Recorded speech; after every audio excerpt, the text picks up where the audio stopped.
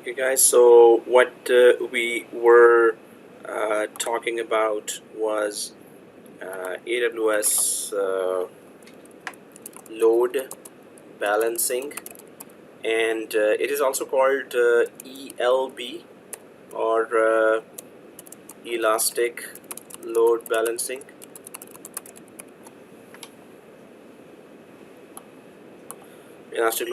Right? So what's the main benefit of that? So we have talked about this, but I'll just read out that definition here. Elastic load balancing automatically distributes your incoming traffic across multiple targets. So that's the main thing. Main thing here is that it automatically distributes then your incoming traffic across multiple targets, and that is virtual machines. It could be your virtual machines or EC2 instances. It could be your containers. It could be an IP addresses, multiple IP addresses to which the traffic can be distributed. So in one or more availability zones, if they are in different availability zones, even then it can distribute.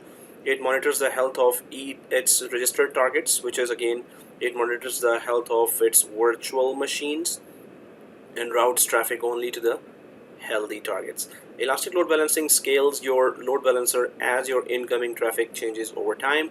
It can automatically scale to the vast majority of workloads. So this is what I was I was starting to explain, and that is elastic load balancing. Suppose you have one web server here, and on top of the web server you have a website, and that website is about some commercial products there. So product 1, 2, 3, 4, right? And the thing is that people are coming to this site and they're connecting and they're checking the products here, right? Suppose there are products. Now if there are a lot of people coming, so you estimated like, okay, maybe 200 up to 1000 will connect at any given time, or maximum, but it goes far than your anticipation.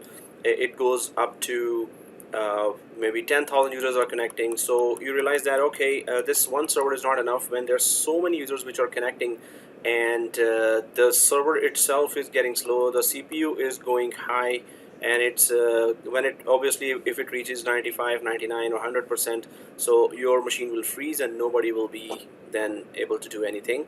So you decide to go for multiple machines there because you have a lot of traffic there. So in that case, when you have two machines there, so you won't be giving the people two addresses.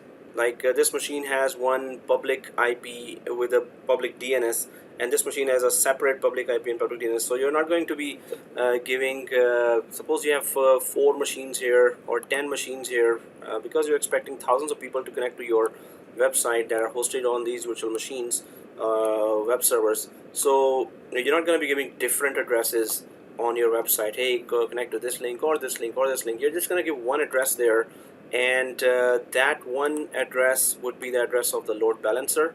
So suppose this line is that load balancer.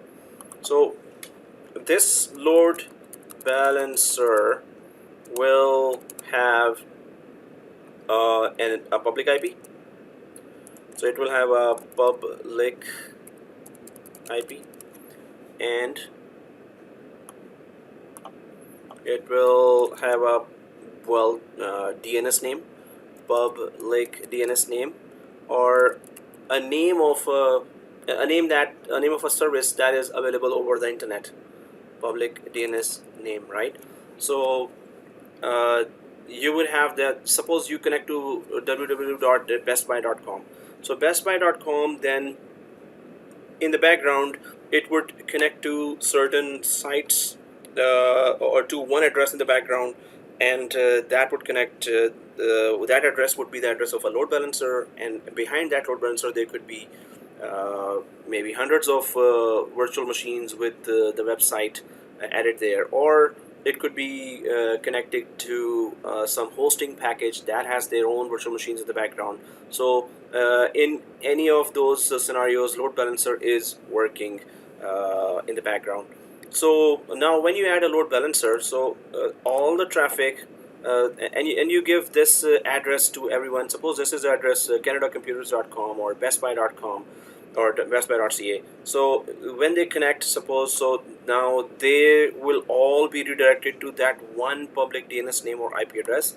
And when it hits that load balancer, the load balancer will start distributing the traffic. Okay, first user comes here, second user comes here. It could go round robin, or it could go to one machine until it is overwhelmed, then it redirects to the other machine until it is overwhelmed, then it redirects to the other machine.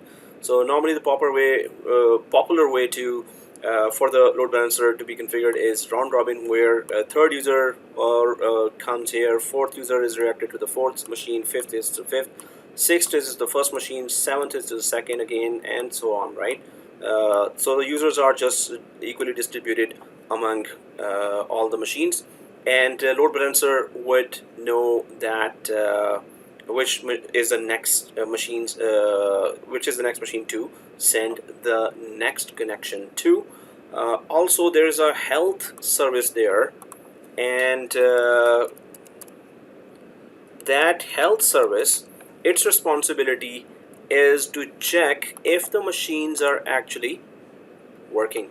So it's going to send, it will keep on sending "Are you alive?" packets there, that "Are you alive? Are you alive?" Every 5 seconds, it's going to send "Are you alive? Are you alive?"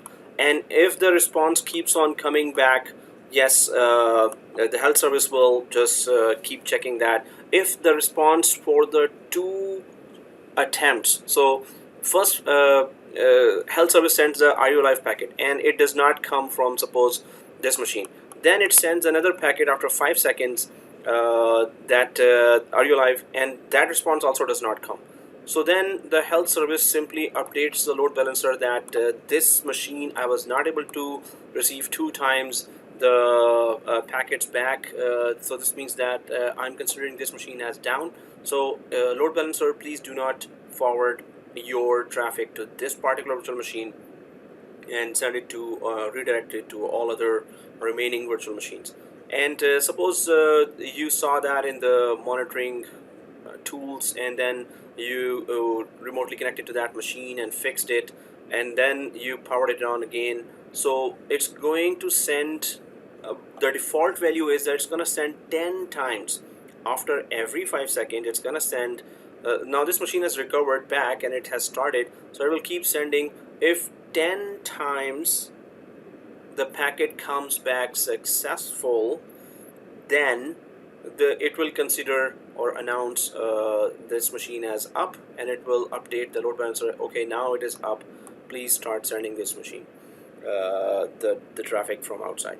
So if it does not receive packets 2 times, which is 5 second, so it will announce that tell the load balancer don't send the traffic, or when the machine comes back, and if it tries 10 times, and all 10 times it is successful, the packet is coming back, yes, I'm alive, so then it will only update the load balancer that please send the traffic here. So automatically load balancer gets to know that which virtual machine is actually down, and for how long it is down, and when to start sending the traffic, because there's a health service that keeps on updating the load balancer about the status of the virtual machines. So that's the main thing that it's saying in the definition as well, that elastic load balancing automatically distributes your incoming traffic across multiple targets, and even if they are on one or more availability zones. So if I go back to this one, suppose now we're connecting to North Virginia, right? So North Virginia has 6 availability zones. So there are 6 availability zones. So North Virginia has 6 availability zones, and this means that if you have like 6 machines or 60 machines or 200 machines, whatever, so the thing is that you can distribute those virtual machines on different availability zones. And then the load balancer, there's an option there that cross zone load balancing, and well, it's going to come in the definition as well, that if the machines are on different zones, then that option has to be selected by default. That option is selected, that if the machines are on different availability zones, still send them the traffic, network traffic, right?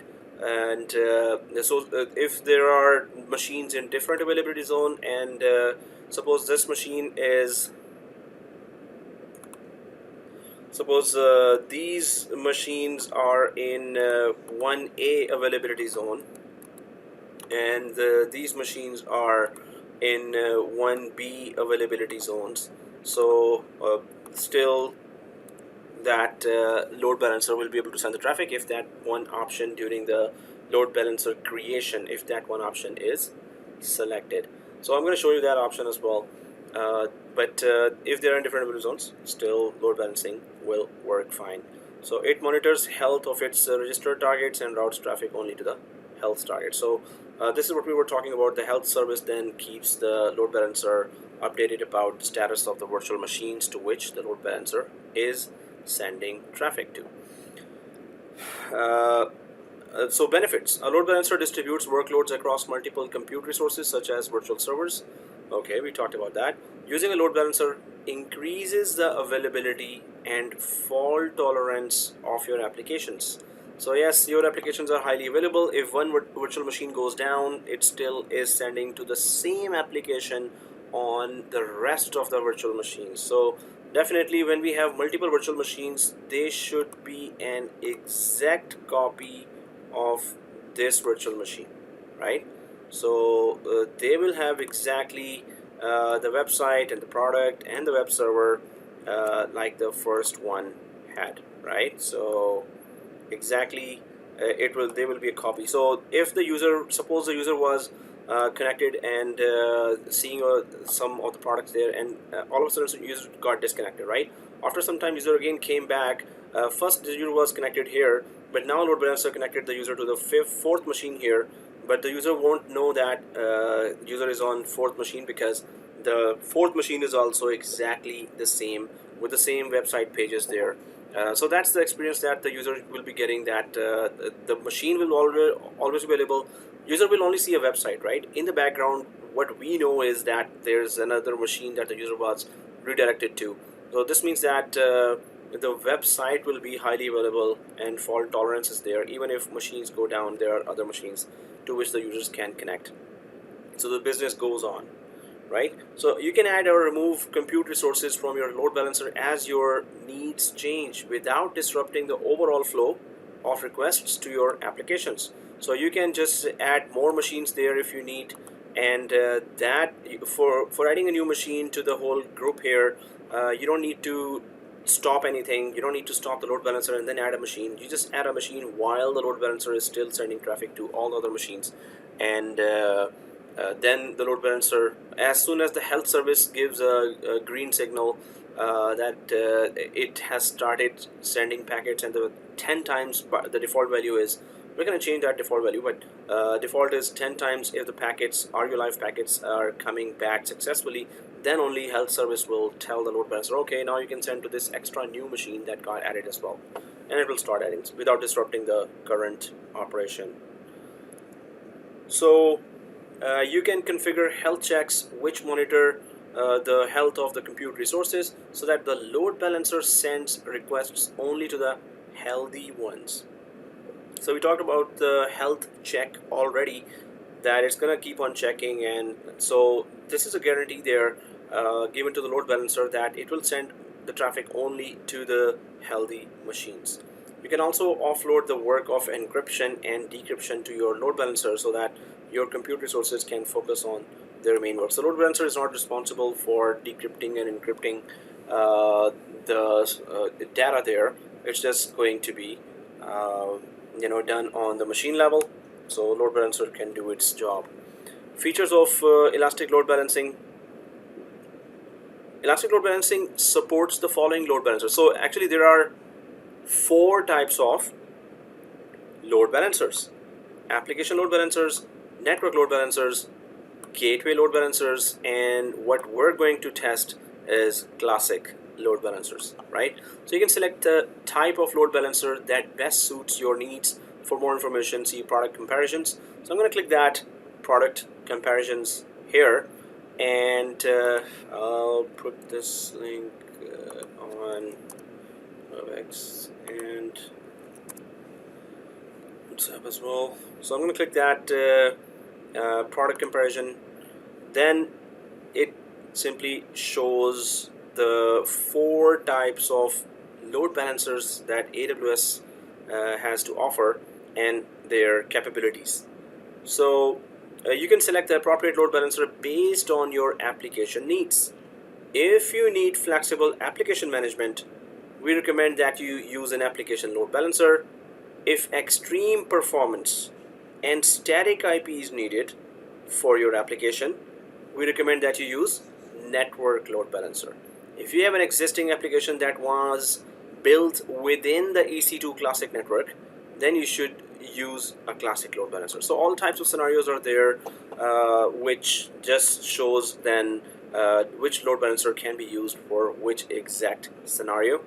And the feature here shows load balancer type, application load balancers working on layer 7, network load balancer is working on OSI layer 4, gateway load balancer is working on layer 3 gateway plus layer 4 load balancing, and then classic load balancer layer 4 and 7 both. So network and application. So target type for application load balancer is IP, instance, and Lambda. Now Lambda is a service. I may have discussed that before as well, that Lambda is a heaven of programmers. You have programmers have built up suppose a huge code that actually requires a lot of hardware as well. That code runs an application, and that big application actually needs a lot of hardware. So Lambda is a service by AWS that where the developers can simply copy paste their code, and it will figure out how much of the hardware and what kind of environment is needed for your code, and it's going to simply run your code and send you a bill. That's all. So it's you don't have to really arrange, oh, I need actually 8 virtual machines with 13 core processor and 128 GB RAM and 20 SSD disks, each 1 terabyte. So you don't have to go through all those details. Just copy paste the code, and it's going to figure out what you need, and it's going to run that code for you. But this is instance type application load balancer, so it can load balance the traffic for your whatever IPs you have provided. Well, obviously the IPs would take you to some kind of application somewhere, right? Or instances, so it's going to be virtual machines, or if your traffic is all coming to Lambda where the code is running that you've copy pasted already. Layer 4, and there's this is network load balancer, IP, and instances. So if you just given an IP address, it's going to send all the traffic there, or maybe you've given 4 IP addresses. Maybe those IP addresses are Toronto branch public IP, New York branch public IP, Vancouver branch public IP, or any other branch public IP. So there could be multiple IPs there. Behind each IP there could be thousands of virtual machines, right?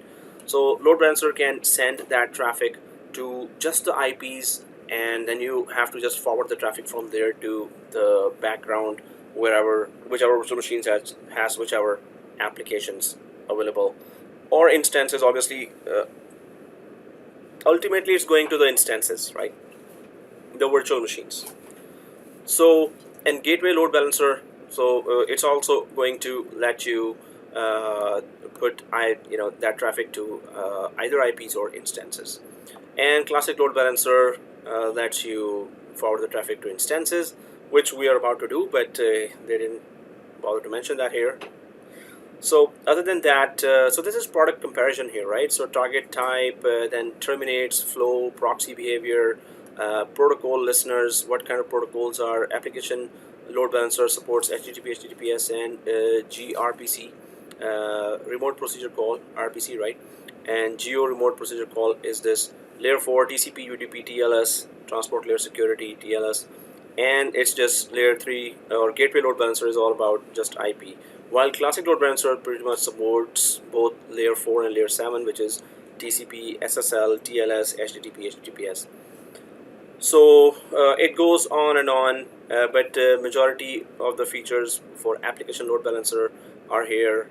But there are many features that suppose when you're selecting for your AWS based workloads, then these are all the features that are available, and then it will help you to configure what you want, which kind of load balancer you really want. So, and then comes the security, high availability, high throughput, health checks, sticky sessions, operational monitoring and logging. Sticky sessions here are a mechanism to route requests from the same client to the same target. Elastic load balancers support sticky sessions. Stickiness is defined at a target group level. So what they really do in sticky sessions is that suppose there's a user from a Windows 10 device or Windows 7 or whichever. The user got connected, and first the user hit the load balancer, then the load balancer actually suppose redirected it to the 5th machine here or 6th machine here. Now the sticky session just means that the IP or the IP plus the MAC address was remembered of this user when this user connected and was redirected to 6th machine here. And the suppose the user got disconnected, right? If the user got disconnected here, now after some time the user connected again. So sticky session just means that suppose the user has opened some folders, maybe there was some comparison going on between the products there, and the user was in the middle of something, and there was some customized settings by the user on the website if the website allowed that. So that session will not be disconnected if the user connects within certain time. And sticky session just means that if the user got reconnected again to the website, then the user will be redirected to the same machine, and whatever was opened will still be there, as if the whole session got frozen while the user was disconnected, and when the user got reconnected, the session was simply provided to the user. So that is just so they just remember where the user was connected from, and if the user comes back within a certain amount of time, then the session is still intact, and the user just continues from where the user was doing anything on the website. So that is just sticky session. That means delete protection. Well, that's just accidental deletion protection that is available pretty much for all others as well, all other types of services. So Elastic Load Balancer also offers that. So these are the product comparisons, Elastic Load Balancing features, and I'll just put that.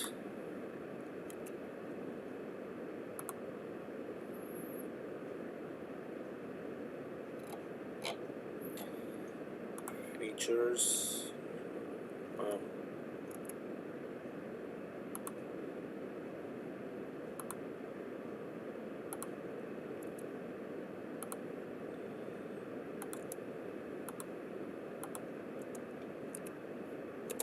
Okay, so let's go ahead. We have talked about this, but let's try to do the lab as well. Now, the Elastic Load Balancer related steps. So we can go for the lab.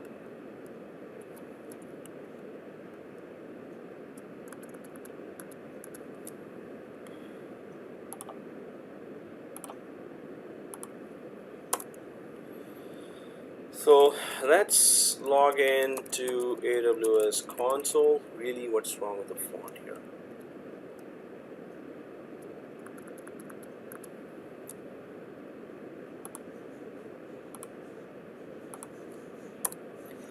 And I'll give you, wow,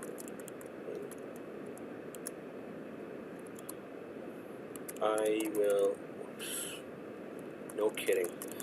Okay, so I'll just put it here, enter. So let's I will assign you the privileges, and we will go to EC2 dashboard, and we will one by one be creating two EC2 instances. We will one by one be creating two EC2 instances, right?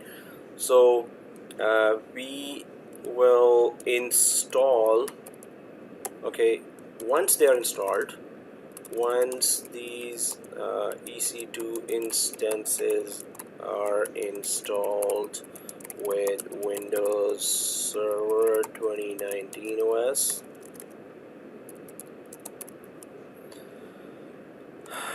then we will use PowerShell script to install and configure the web server, the IIS server, right? The web server, and then we will create a load balancer within the EC2 dashboard. It also lives inside the EC2 dashboard. Then we will create a load balancer within the EC2 dashboard, and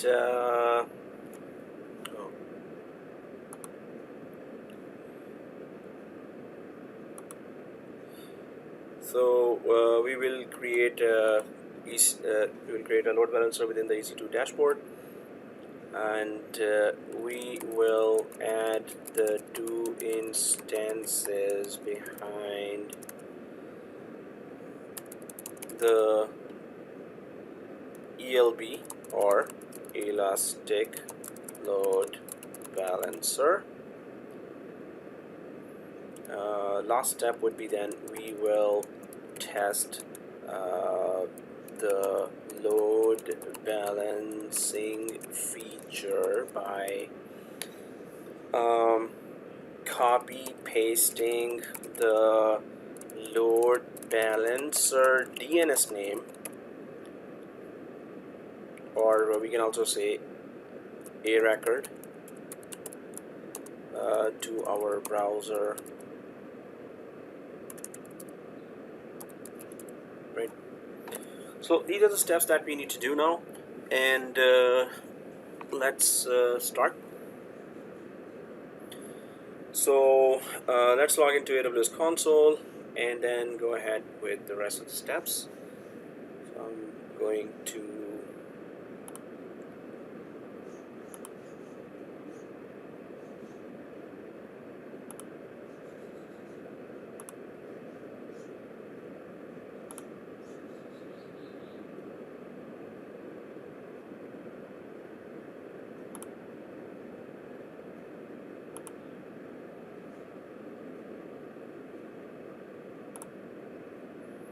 okay.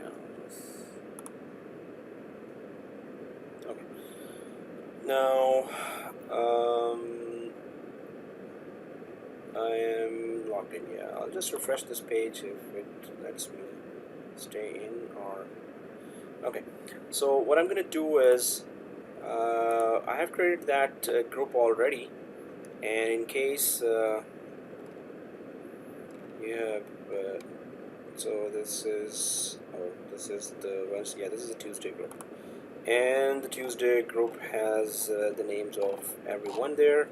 So I'll simply assign some permissions to the group, and those are fine full access and EC2 full.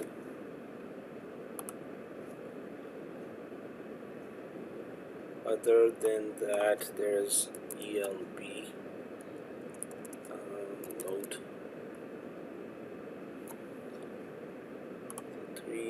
accesses needed to be given. So I'm going to attach all this policy, and 3 policies are attached, and let's go ahead. So once these policies are attached, guys, if you are logged in, you need to sign out and sign in again, right? If you are logged in already, then you need to sign out and sign in again. So I'm going to refresh the browser, then I'm going to sign out. So I'll be signing out now. So how do you sign out? You go to the top right here and click sign out, and then go to my account. Now you don't need to follow me. So in your case, obviously, you will go to I am user, and then you will have to put the account ID and username password. In my case, I'm going to go for the root user here, and so we've been logging in now, so you should know by now. But you must sign out, sign in for the changes to take effect, right? Or the extra permissions that were given.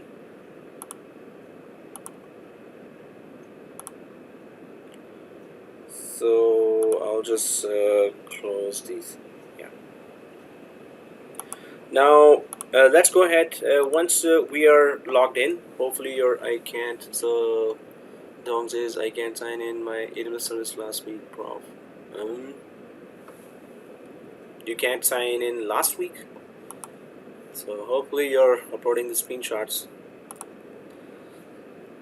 And I can be accessed from email, from also WhatsApp. Guys, never leave this that you can't access. Never leave this to the next class. Obviously, if you haven't uploaded the screenshots and you're telling me next class, so you will lose marks for the previous one, right? Because that day, if you cannot log in, so you need to tell me that, right? Okay, so can you reset my password? Okay, try it. Go there. Too long. So guys, make sure that you sign out, sign in, and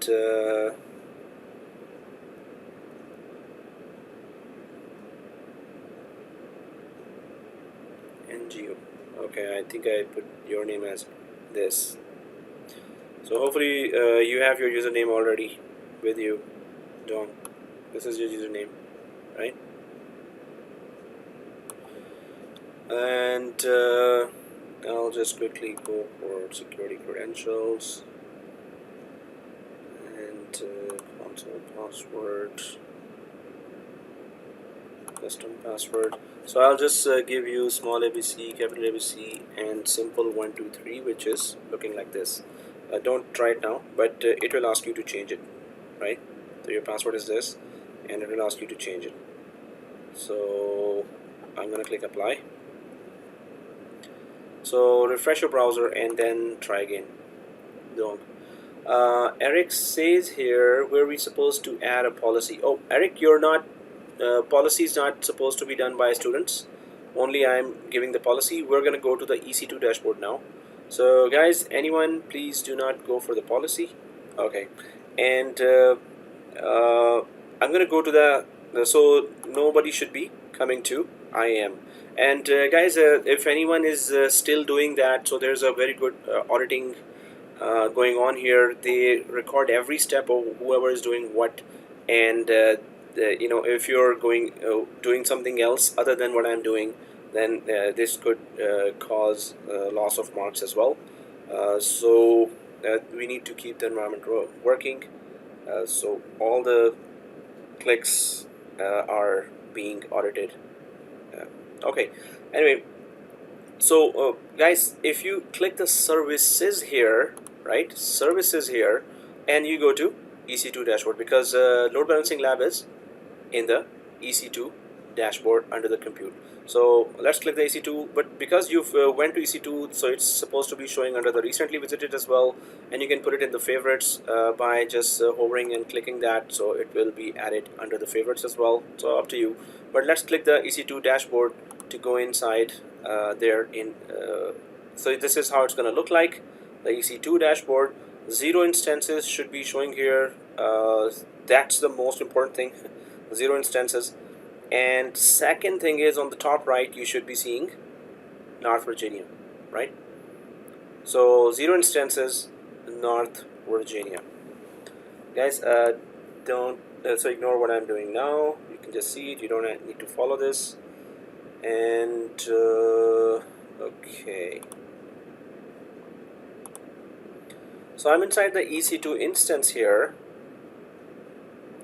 and once I'm inside the EC2 instance, so that would be our first screenshot. Make sure you're not in Ohio on the top right before you take a screenshot. So this is just the EC2 dashboard console. So screenshot number 1 today, EC2 dashboard. That's it.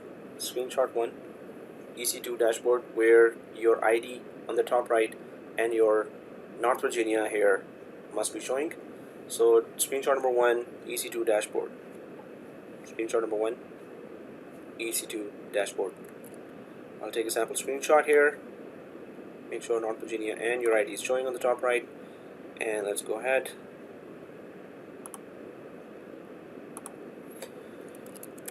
Screenshot 1, EC2 dashboard. Right? That's it. Screenshot 1, EC2 dashboard. I'll put the screenshot. I'll put it there as well. This is COMP3108 EC2 dashboard. Oh, screenshot 1, I did not write. Screenshot 1.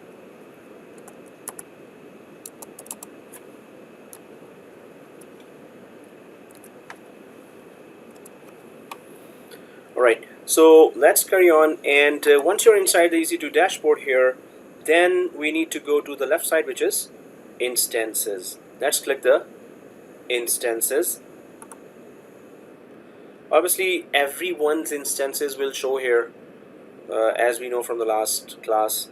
Today we're creating, actually everyone will be creating actually 2 instances. Everyone will have 2, right? So there you will see a huge amount of lots of instances there anyway. So I'm going to click instances now, and there it is, and nothing is created there right now. So let's click the launch instances on the top right orange button here. So once we click the on the top right launch instances here, so it's just a regular wizard that we have already seen. If I go back to my steps here, so it says let's log in, and I will assign, done. We will go to EC dashboard, done. We will one by one be creating 2 EC2 instances, so we need to do that. So until here we are done, but so we'll be creating 2 instances. Why we're creating 2 instances one by one? In one go, in one wizard, we can create even 200 instances now, right? But why we are creating 2 separate instances? Well, 2 instances in separate wizards, because the first instance will be in availability zone, different availability zone, and the other instance will be in a different availability zone. So that's why we're going to create in separate wizards the 2 instances. So where in that choose an Amazon machine image or AMI, I'm going to go to the left side, because there's written free tier only, right? So let's click the free tier only here, and even if you don't click, you can still select whichever machine has this gray tag here, free tier eligible. So anyway, we just select that, only give us those machines which are free tier. So that's why you can see the Macintosh machine is gone, right? It's not free tier. So I'm going to go down here, and now you can see the 7th or 8th machine as Windows Server 2019. Last time we selected that, so it should not be a big deal now. So once you see the Windows Server 2019 base, then click select, the blue button, right? Okay, so once we select the blue button for the Windows Server 2019, then we go for this. We talked about this page last time. It just lets you select which hardware, virtual hardware you need. So ours is always going to be free tier eligible. So it's already selected, nothing to do on this page other than go to the top right, bottom right there, and click Configure Instance Details, right? So let's click Configure Instance Details. And here, so that's what I was saying, that in one go you can create like 1000, or maximum you can create per subscription and per region. 100,000 machines you can create here. Is it 100,000 or 1,000? So if I go for 1, 2, 3, 1, 2, 3, if I click outside, oh, so it's 100,000, it's not 1,000. So you can create in one go 100,000 machines, but don't do it, obviously. Okay, you got an error. There's a error showing anyone put a screenshot. Error occurred describing your selected EMI. You are not authorized to perform this operation. What operation? If I click, is this the error we're talking about? You're not authorized to perform this operation. Which one did you? Okay, you just come to this page and you see this. So I've did you sign out, sign in when I was asking? Keith and oh, it's just Keith. So you signed out, sign in, right, Keith? Okay, so I'll just quickly check it out. So Kong Lee also got the same error. Anyone that saw this error? Anyone else? So let me check it out quickly. I'm gonna right click on top of this and I'm gonna go duplicate here, and I'll go to services, IAM. So Keith and Kong Lee, right? So I'll go to users. Actually, I'll go to groups. And there's that Tuesday group.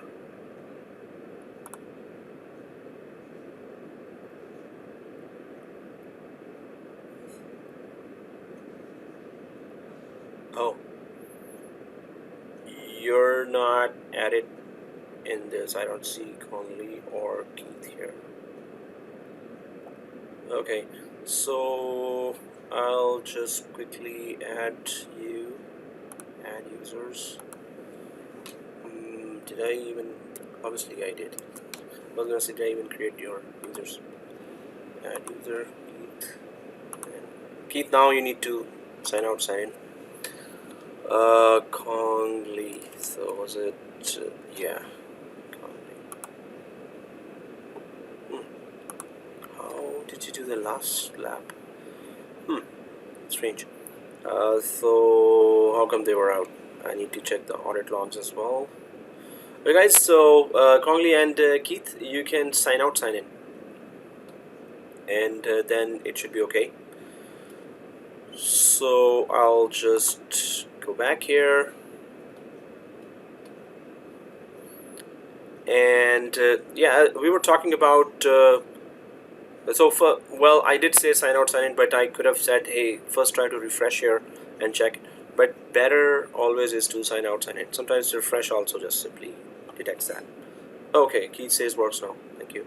Okay, so 100,000 machines, remember that in total, but we're gonna go for one right now. And so we talked about request spot instances, yeah, and everything else here. So what we need to just make sure here on this page is that, okay, VPC is the default. We're not going to change that, but we will change the subnet. Now it says it's a subnet, but it's actually availability zone, right? So if you drop down this, so North Virginia normally has, it's the biggest one of the biggest one, and North Virginia has 6 availability zones. So those are the 6 availability zones. They call them as subnets, but each availability zone has 2 to 8 data centers, and each data center has 100,000 up to 300,000 servers. So obviously inside each data center they would have hundreds of subnets, more or less, right? So this subnet is just to let us know that this is a separate one availability zone, and that's a separate. So what we're going to do here is every availability zone for now, whatever we choose is, it's not a big deal, or there is no specifics that, hey, we should choose this one and not the other one. But I'm going to, for just the organization purpose, I'm going to go for 1A. And the second machine that we will create it on 1B just for organization purpose. Otherwise, we can select any of those and it does not matter. So I'm going to click 1A here just for organization purpose. And that's it. Other thing I need to make sure is that it is getting public IP. We really need that, right? Okay, so 1A availability zone, and there's nothing else to change actually. So that's the only change on this page, and we can go ahead and click add storage, right? So make that change 1A and then click add storage. I'm going to click add storage now. So in the disk area, in the storage area, we have talked about all these options in last class. Now for this lab, we don't need to do anything on the add storage page. Nothing to change here. So I'm going to click add tags. Let's click add tags. And in the add tags, you can see here nothing actually. So okay, let's click the add tag here, right? I just click the button add tag, and then you can just go for COMP3108 and okay, sorry, COMP3108 winter 2021 Tuesday. So, some kind of identifying information. So COMP3108 winter 2021 Tuesday. Value is Tuesday. Key is this. So just random. It's not random actually. Some information we put in the tag. If you have put in that information, now let's click configure security group. Let's click configure security group. So now in the configured security group, okay, so we're still getting this error.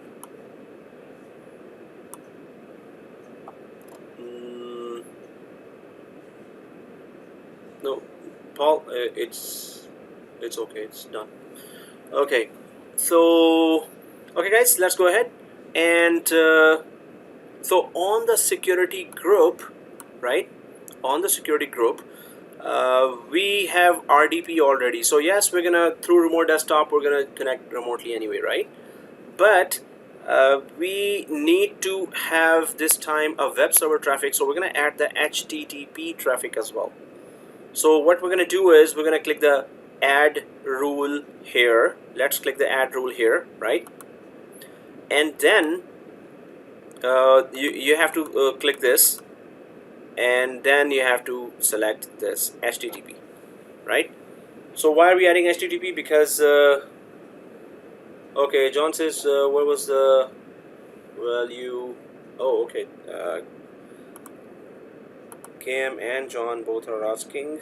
Oh, now it says, oh, you can't go back because you added this. Okay, I'll just remove this. Guys, this is the value.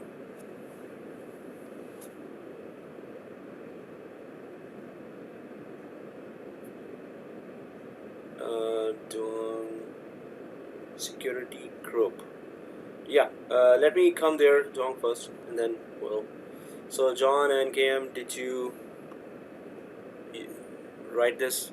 Okay, let's go ahead, configure security group. I hope you've written it already. COMP3108 winter 2021 and value is Tuesday. So I'm gonna click configure security group here. So on that page, why do you're getting an error? So if I just drag it here, what happened? Knowledge was a security group name is required. Oh, okay, you tried to go back as well. No, I was trying to go back and you were not supposed to. So And well, when you you try to go next, actually. No, it's the same page. Anyway, so we need a name here. A security group name is required. You can just add dash and your first name. We're going to be putting your first name, Dong, and description also at the end of it, your first name. Start at the end of both lines, your first name. So I'll be asking that, but I think the error came earlier to you. Okay. No. So so guys, on this page, while I'm gonna say that just put your name there. If but since we were already adding that, so let's go to add rule. After putting at the end of this line and at the end of that line, just put your name. After doing that, just click here, add rule, and we need to add the HTTP protocol because we need to allow the HTTP traffic as well, right? I'm going to click that and HTTP. So make sure the two types of protocols are selected, and yes, the traffic is coming from anywhere, although you can select from your public IP if you want. So this is and once you have selected the HTTP and 000 is selected here, I'm going to go up there to the security group name, and at the end of it I'll just type my first name, and I'm going to type here dash my first name, right? So make sure your first name is showing at the end of each line here, the security group name and the description, and you must have that HTTP also added there. Now this is what we're going to, this is the same security group that we're going to attach to the next machine as well, and then we're going to use the same security group and we're going to attach it to the load balancer as well, because the next virtual machine also needs RDP and HTTP traffic, and the load balancer minimum needs HTTP traffic allowed. So we're going to use the same security group that we are creating now for the next machine and the load balancer as well. So just remember this security group name, whatever. I have launch wizard 5, my first name. You may have launch wizard maybe 3, 4, and whatever. Okay, so if you have put this information, then let's take a screenshot now.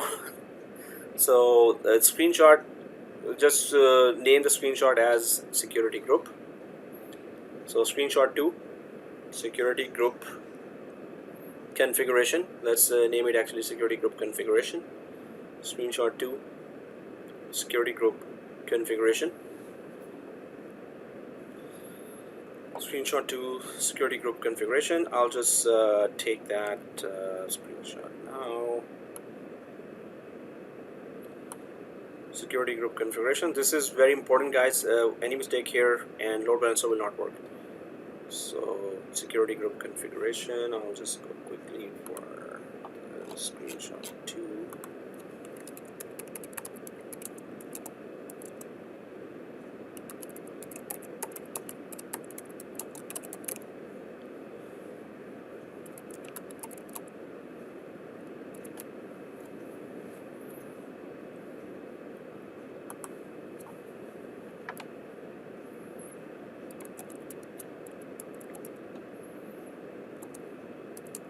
COMP3108 screenshot 2, and it's security group configuration. Okay, let's go ahead.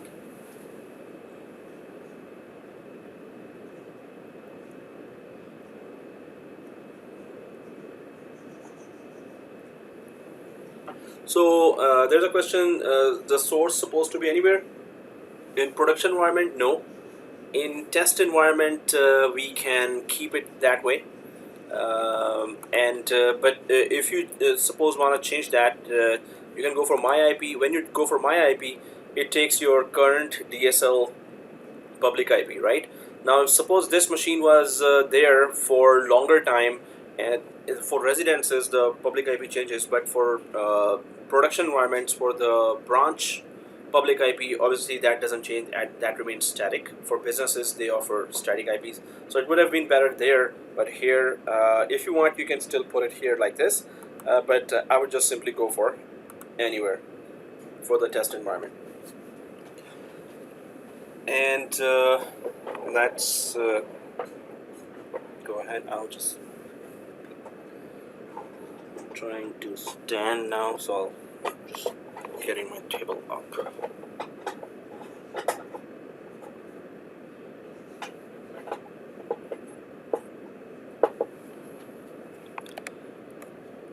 Okay, so let's go ahead. If you've taken that screenshot number 2, let's click the review and launch. Let's click the review and launch. Now in the review and launch, it's going to say that, hey, what are you doing? You should be putting secure HTTPS instead of HTTP. For HTTPS, you need to purchase the security certificate from the certificate authority, CAs, like GoDaddy.com or Digicert.com or VeriSign.com, right? So here in the lab, we're going to use just the HTTP. It's also saying that you're connecting from 0000/0, so that's not good. We understand that. We're going to be deleting those machines today, so it's okay. But in production environments, obviously it's not okay.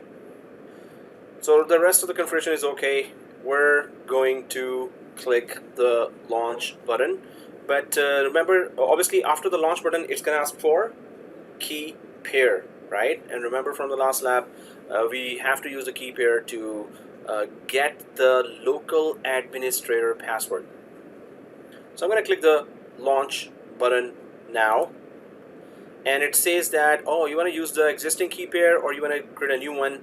Although we can use existing key pair if you know where did you store that file, .pem file last class. But sometimes students do think that they know where it is, and if it's not there, then you have to just recreate the whole machine again, or go through a longer process of getting that key pair. So I'm gonna just select the create a new key pair for today. So let's go for create a new key pair for today and name it KP-23Feb2021 dash your first name. So we're creating a key pair here for today's class, and we're going to use this key pair not only for this machine, we're going to use it for the next machine that we're about to create. We're going to use this key pair for the next machine as well, right? So now we need to save it. So I'm going to click the download key pair, and you need to make sure that... So, excuse me, is it exactly with your name? Oh. Yeah, this is the name. So create a new key pair, select that, and then KP and your first name here. Okay, so let's click the download key pair now.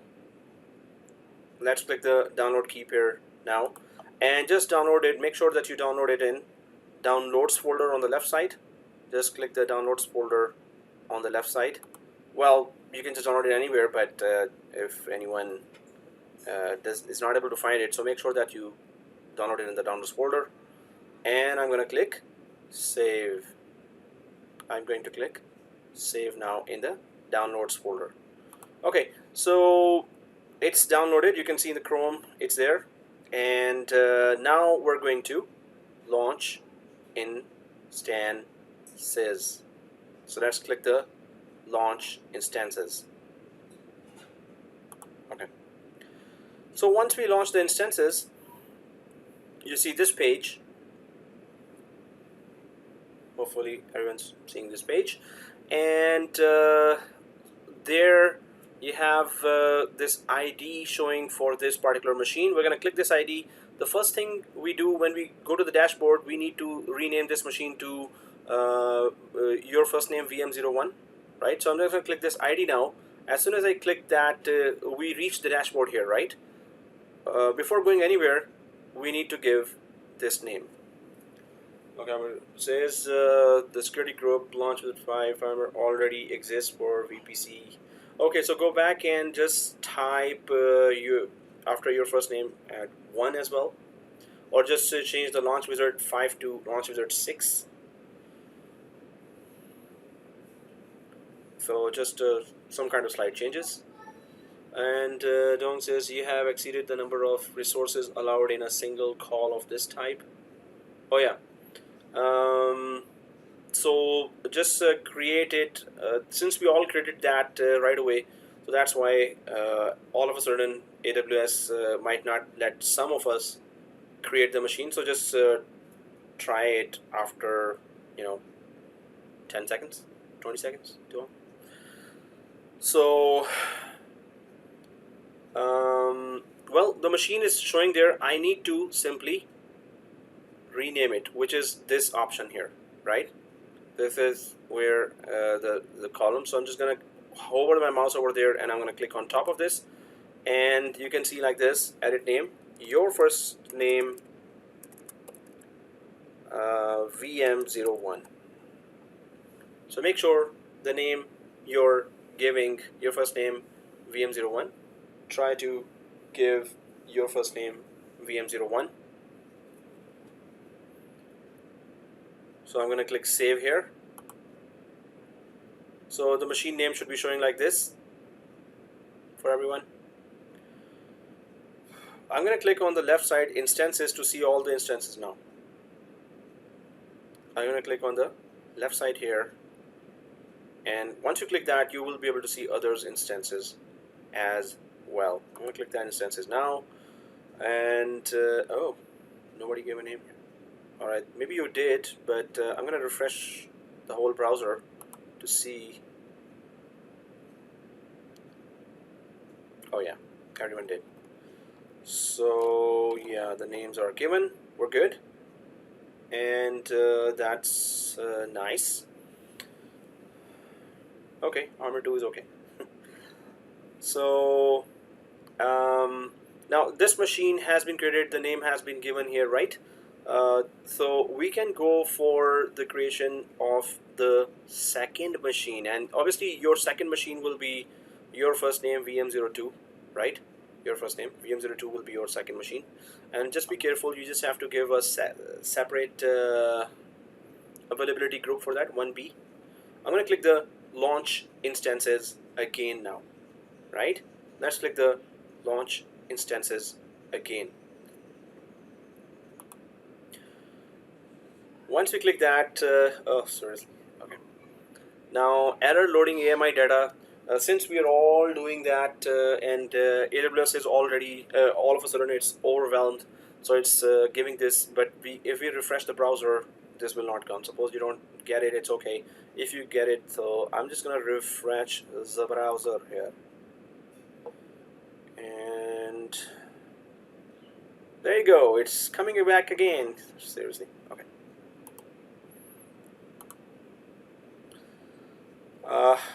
Okay, so if I click this free tier only, then it's okay. I refreshed it, it doesn't work, but when I click the free tier only, then it works. So hopefully it's working for everyone, and you know what to choose here. Let's go down to the Windows Server 2019 base. Windows Server 2019 base, I'm going to click select for Windows Server 2019 base. And on this page, choose instance type. It's already chosen for us. That's the only one that we can use. So we go to the right bottom and we click configure instance details. Configure instance details. Then number of instances. So we have subnet, and this time we're going to select 1B. So it could be 1F, 1E, 1D, 1C as well. It doesn't have to be 1B, but it should be other than what we selected before. It is 1A. So as just part of organization or consistency in configuration, I'll just select 1B. Otherwise, any other can be selected other than 1A. Okay, so that's the only thing we're changing here on configure instance, the availability zone.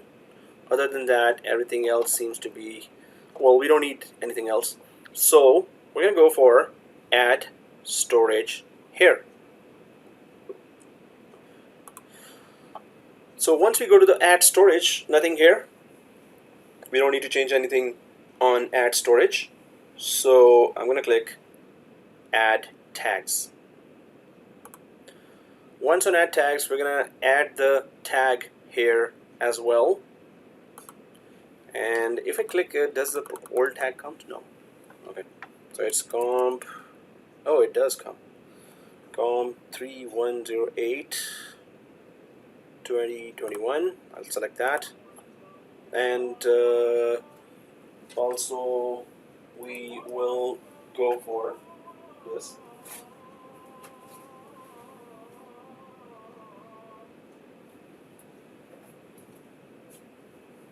So what we typed here was Tuesday, yeah. Okay, there's Tuesday. So once you have typed this information, let's click configure security group. Can you go back with storage? Oh, Harshan, we did not do anything in storage. No changes on storage. So let's just simply click add tags and then just please put that tag here. Key is COMP3108 winter 2021. Value is Tuesday. And once you have put tag here, then click configure security group. Let's click configure security group now.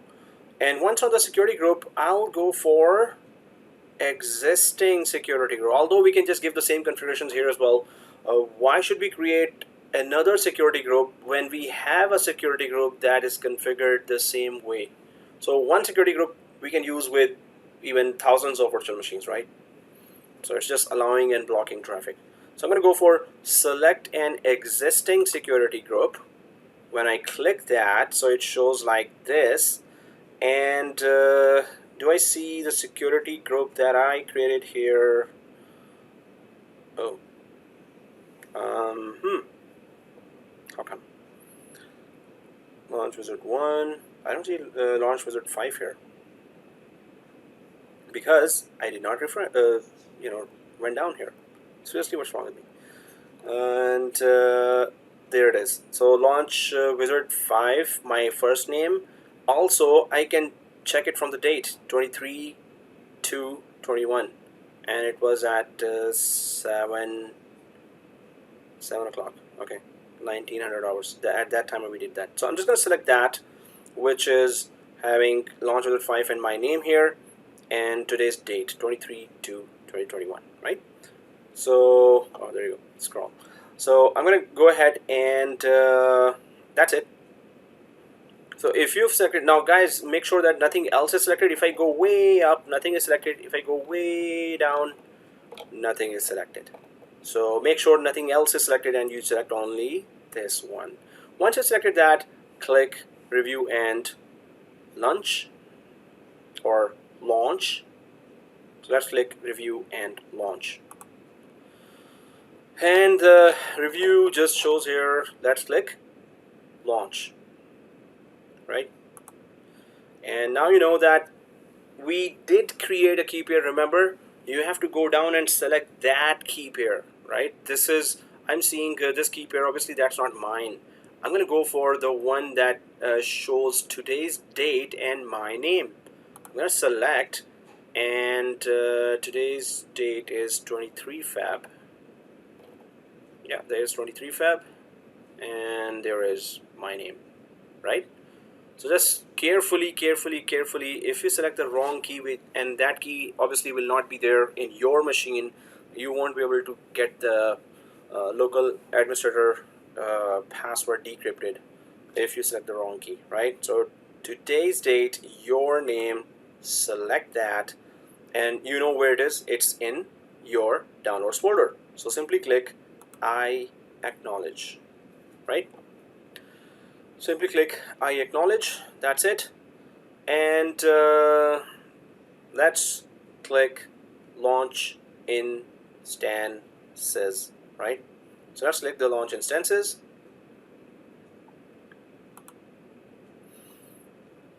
And you know where to go. You just need to click the ID here. You need to click the ID.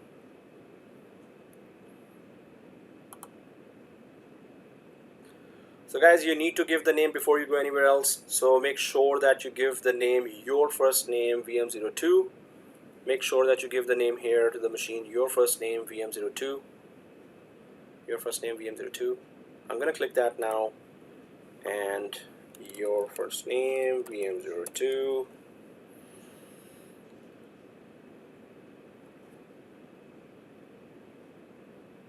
So I'm gonna click, oh, did I, whatever. Okay, it's somehow, what? It's just vanishing in front of my eyes.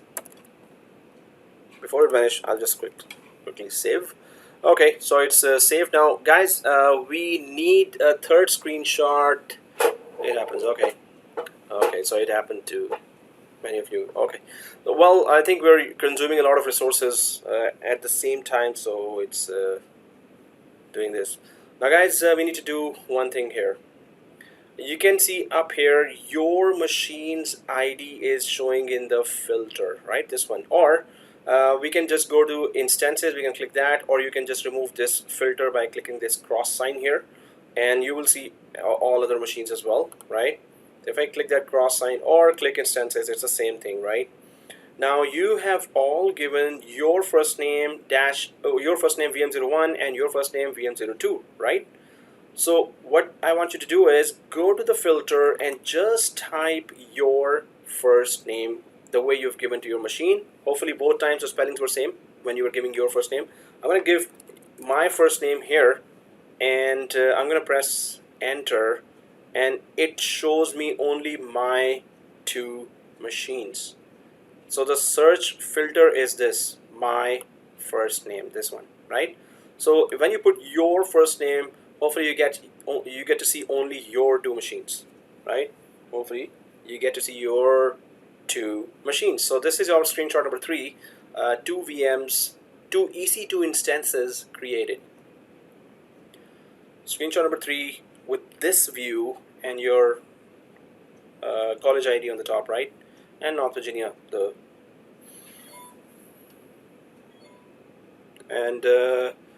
so I'm gonna go ahead and take a screenshot number 3. Two EC2 instances created. Two EC2 instances created. I'm gonna select that. All ID should be showing on the top right, and North Virginia should be showing. And I'll go for screenshot number 3. Two EC2 instances created. Two EC2 instances created, right? And the screenshot COMP3108 screenshot 3 two EC2 instances created. Okay, screenshot 3 here, and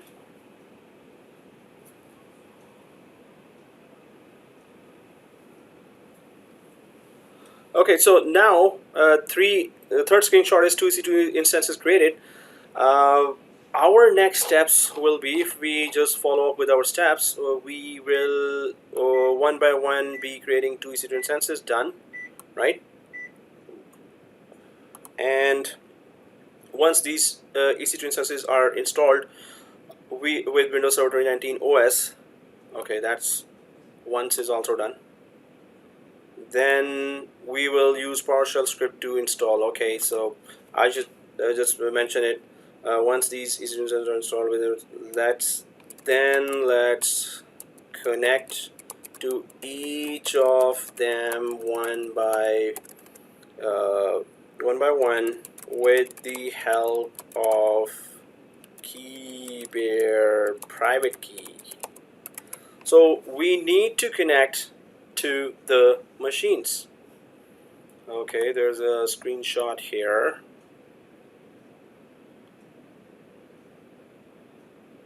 It is not authorized to perform compute, optimize, get enrollment status on resource. Well, if you're able to go ahead, there might be some errors that are coming that may be harmless for our today's lab, current lab. How can I filter by ones I created without the name change because everybody's showed up on the instances? Okay, Hamid, so if you're able to go ahead and connect to the machines with RDP one by one, then you can ignore this error, because there are some limitations in AWS Educate. So let's, okay, John also says that. Oh. Okay, Eric says, how can I filter by ones I created without the name change? Eric, did you not use your name for your machine? Just put that name there.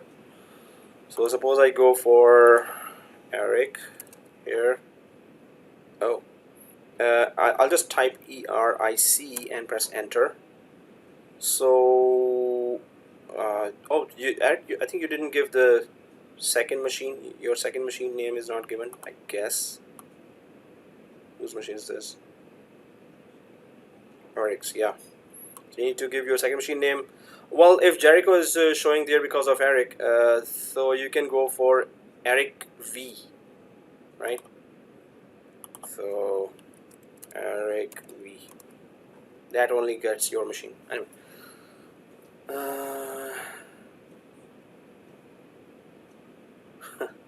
So you have exceeded the number of resources allowed in a single. Dong says, so because our machines are more than 100,000, that's why. Well, so it could be slow internet as well, Dong, or it is just that when we are all trying, one or two of us gets this. So you're the lucky one today. Just do it after 10 seconds or 20 seconds because all are done now. Okay. So guys, we got the screenshot number 3 here. Yes, you can put one, Dong. Put one for number of instances. Yeah, did you put 100,000? Don't tell me. Obviously, we are supposed to put. Oh. What? Dong, I am sending AWS police, and they're gonna charge you millions of dollars now. In fact, you can just hand over them 5 of your bitcoins.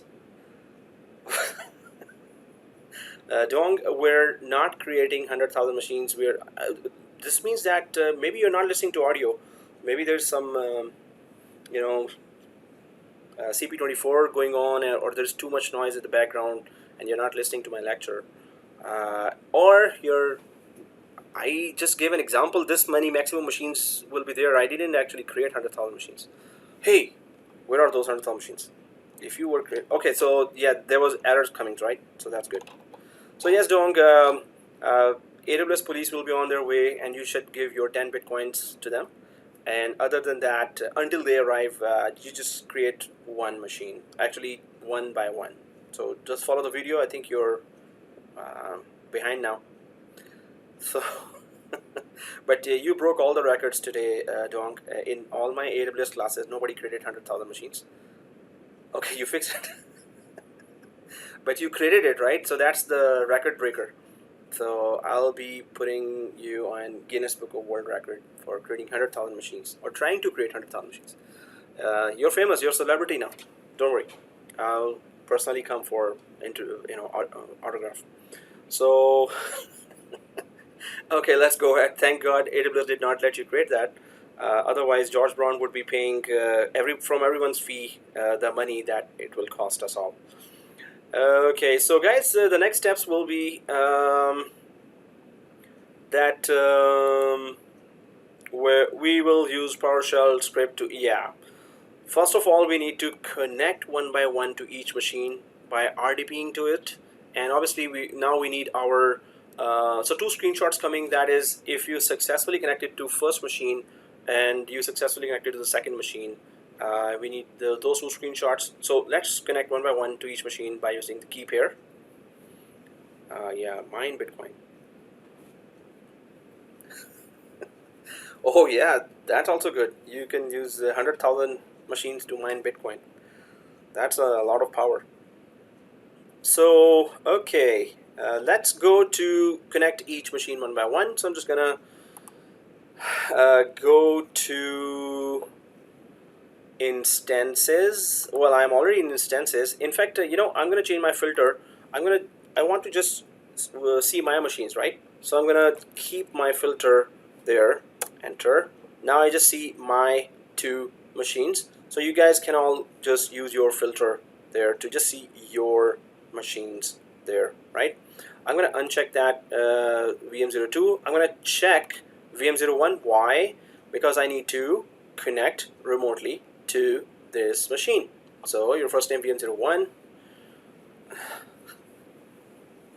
Yeah, food for thoughts. That's good. So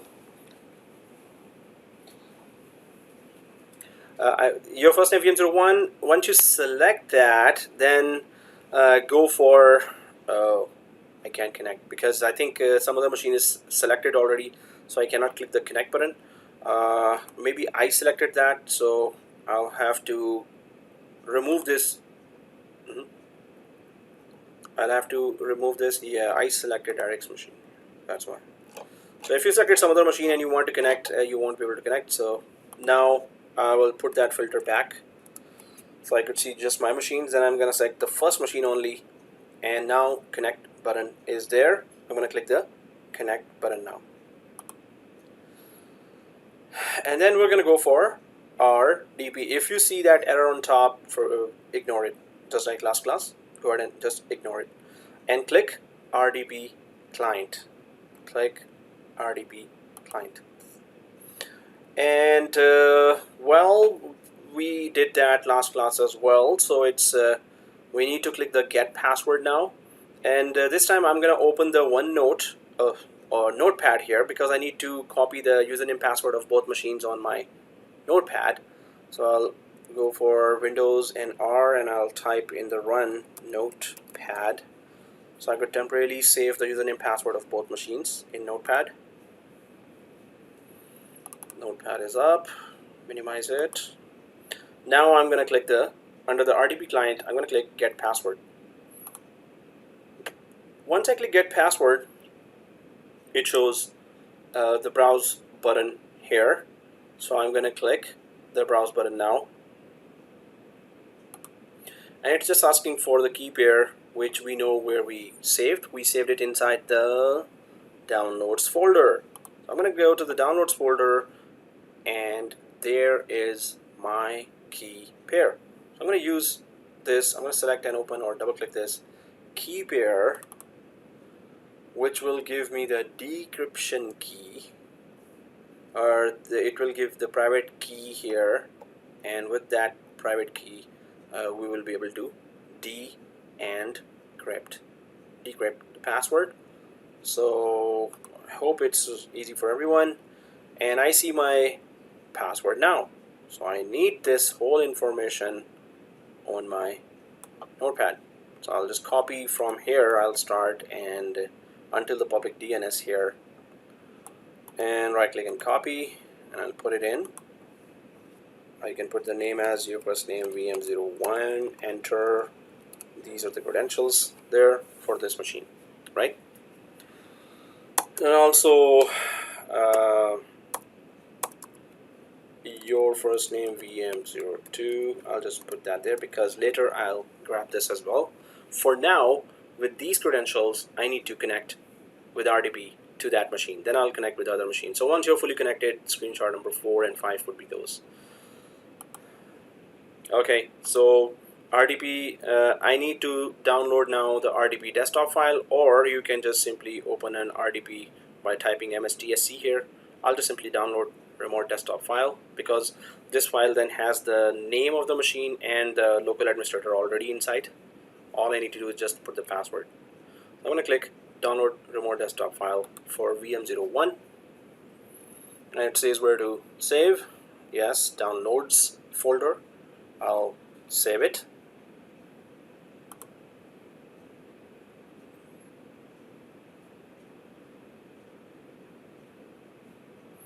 I'll just simply click that what got downloaded, the RDP file, connect. So I'll copy this password, right, or copy from the notepad or copy from here, and this is the icon that counts for the RDP, and right click and paste. So just like last class, we're just connecting, so it's now connecting, and press yes on the self-signed certificate page. Now while it is connecting, we don't really need to wait for it. Let it connect and we go for the next machine and go through the whole process again. So if you are inside the first machine, so screenshot number 4 would be logged into VM01. Logged into VM01. Right, says my download is called John KVM or something, not mine.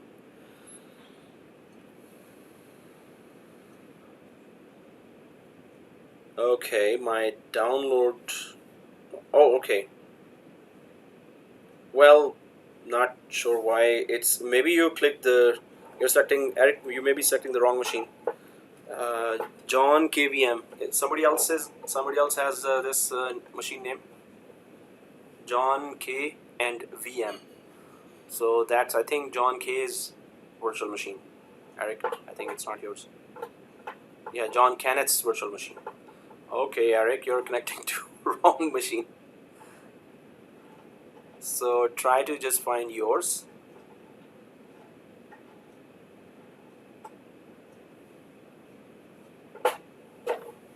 Oh, why would it save it as text? No, like Hamid says my key is saved as text.txt, which is definitely wrong. Wow, I've never seen that before. But when you use it, does it decrypt? It should not, but does it? No. Wow, that's I haven't seen that before. The .pem file turns into .txt. Amazing. Hey, was it happening last week as well? And you're saving it in the downloads folder. Although wherever you save it should not turn it into this. I'm going to my machine, and it says my decryption works. Oh, guys, you got your machines mixed up, I guess. Okay, well, you can try to download. Okay, now since you downloaded already. Wow, this is amazing. So today it's converting to txt. What are you downloading? Oh, well, guys, those who are here already, so you can just take a screenshot of this. I'm just gonna make it restore down here. See this?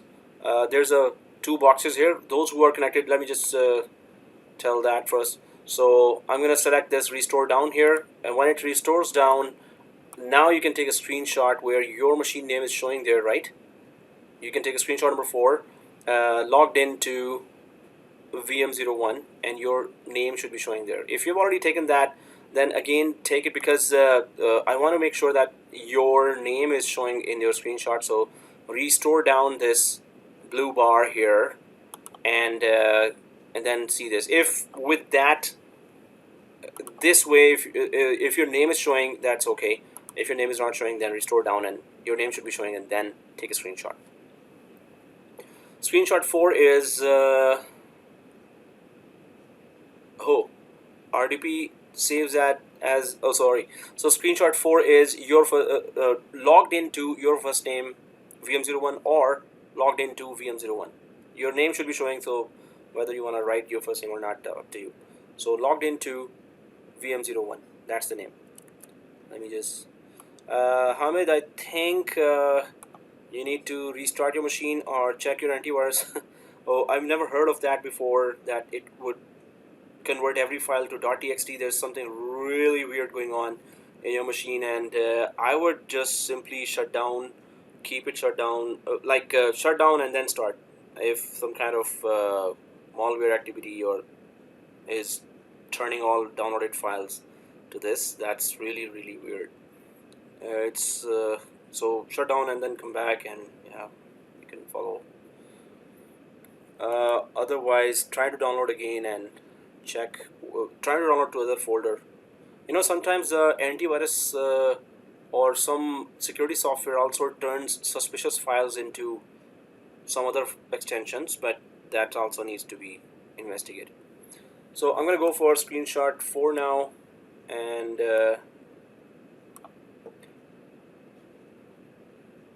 here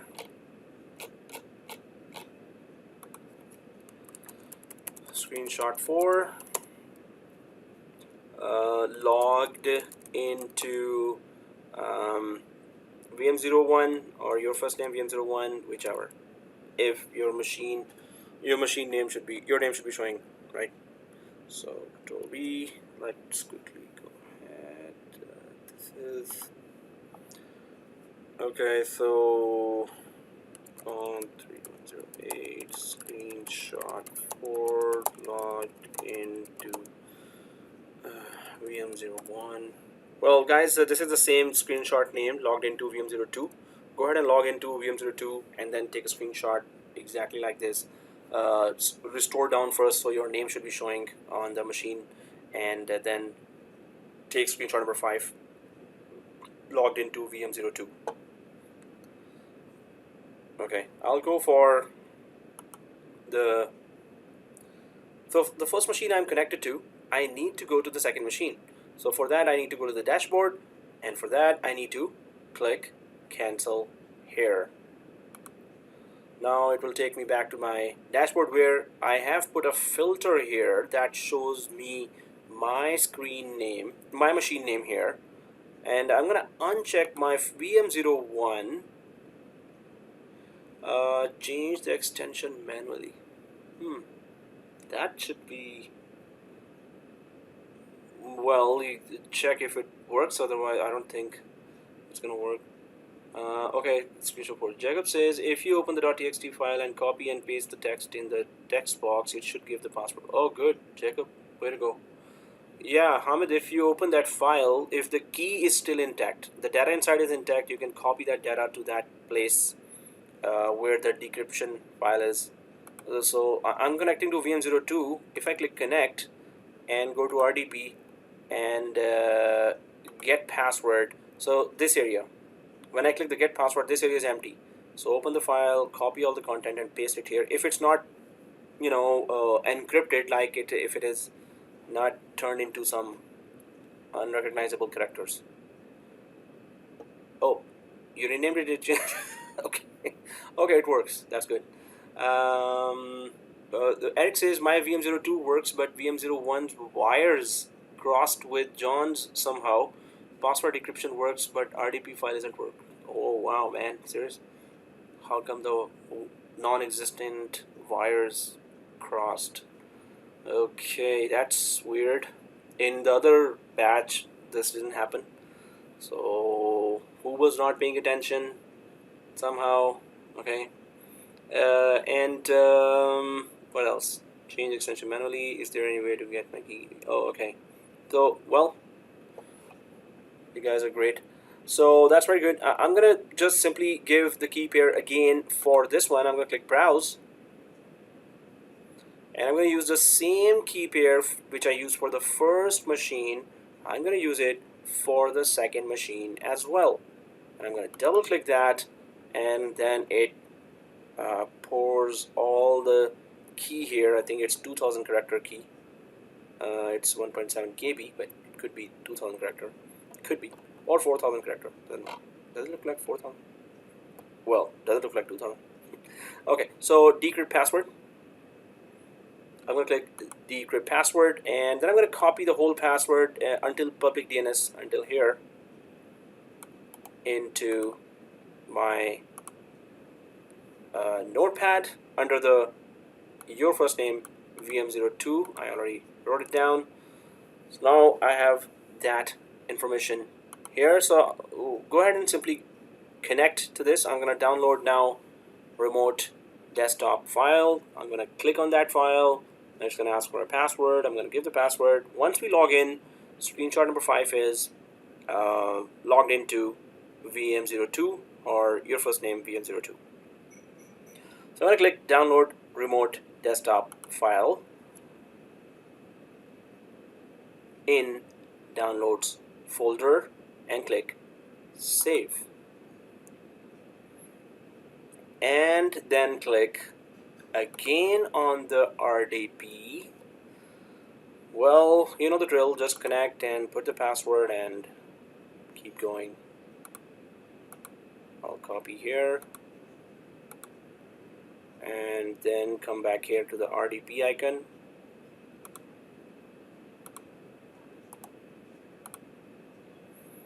And press O and K. And press yes. And then take a screenshot once you log in. That will be screenshot 5, logged into your first name VM02 or VM02. So it's logging in. Okay, let it log in.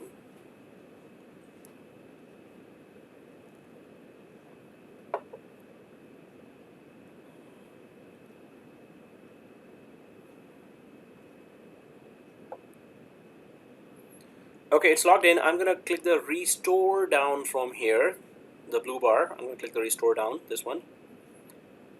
And now the name is showing.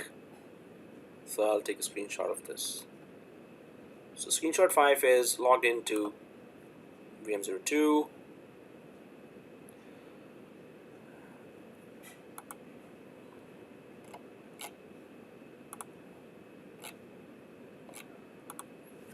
Screenshot 5 logged into VM02, but your VM name should be showing there. John Kenneth, I'm having error on decrypting my password for my second VM. Why are you not? Oh, because Eric has yours. Oh, how's this? Are you in the same house, Keith and Eric? So, hey, how about you can just upload your key to OneDrive and share it with Keith, and Keith can share his key there. So, use your old key Feb16. Well, Khalid, if they have specifically mentioned during the keypair session or on that window that I'm going to use Fab16, then only they can use it. So Eric and Keith, are your machines mixed up, or it's just Eric's machine and Keith is okay? So guys, this error, anyone else is seeing this? Keypair associated with this instance is this. Oh, and who gave that? Eric, did you give this? Let me just check. Oh, John Kenneth. So, yeah, it says Feb16. Okay, you're right. John, can you use Feb16? I think you select, when you were selecting, there were so many key pairs. You should, I was saying this, guys, please pay attention. I think you selected February 16 and Eric's key. So Eric, can you email him your last week's key pair? Wow, at the other batch this doesn't happen. So John, there could be confusion. Yes, I understand, but there was a long list of keys there. We just need to pay attention. In 40 per hour job, there's a lot of small areas where we need to really pay attention. That's what they pay us for, or 50 per hour, right? So these fine small details we have to. Now you need this key. 16 Feb from Eric, if Eric has it.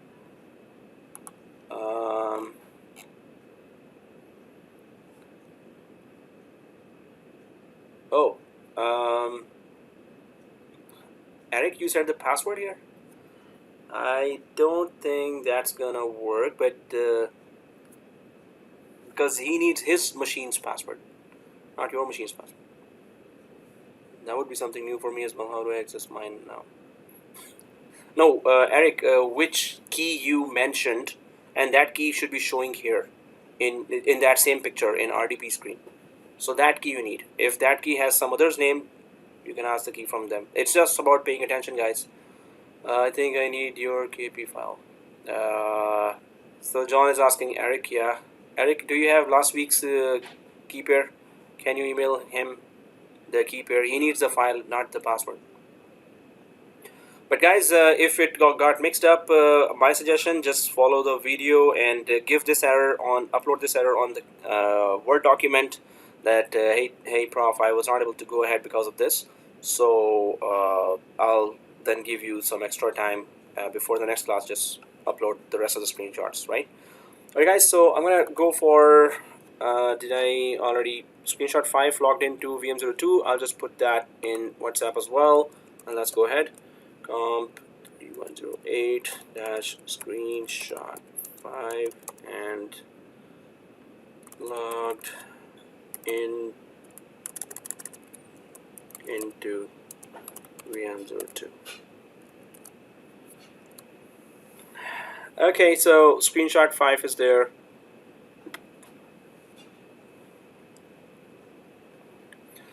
Now the rest of the steps, right?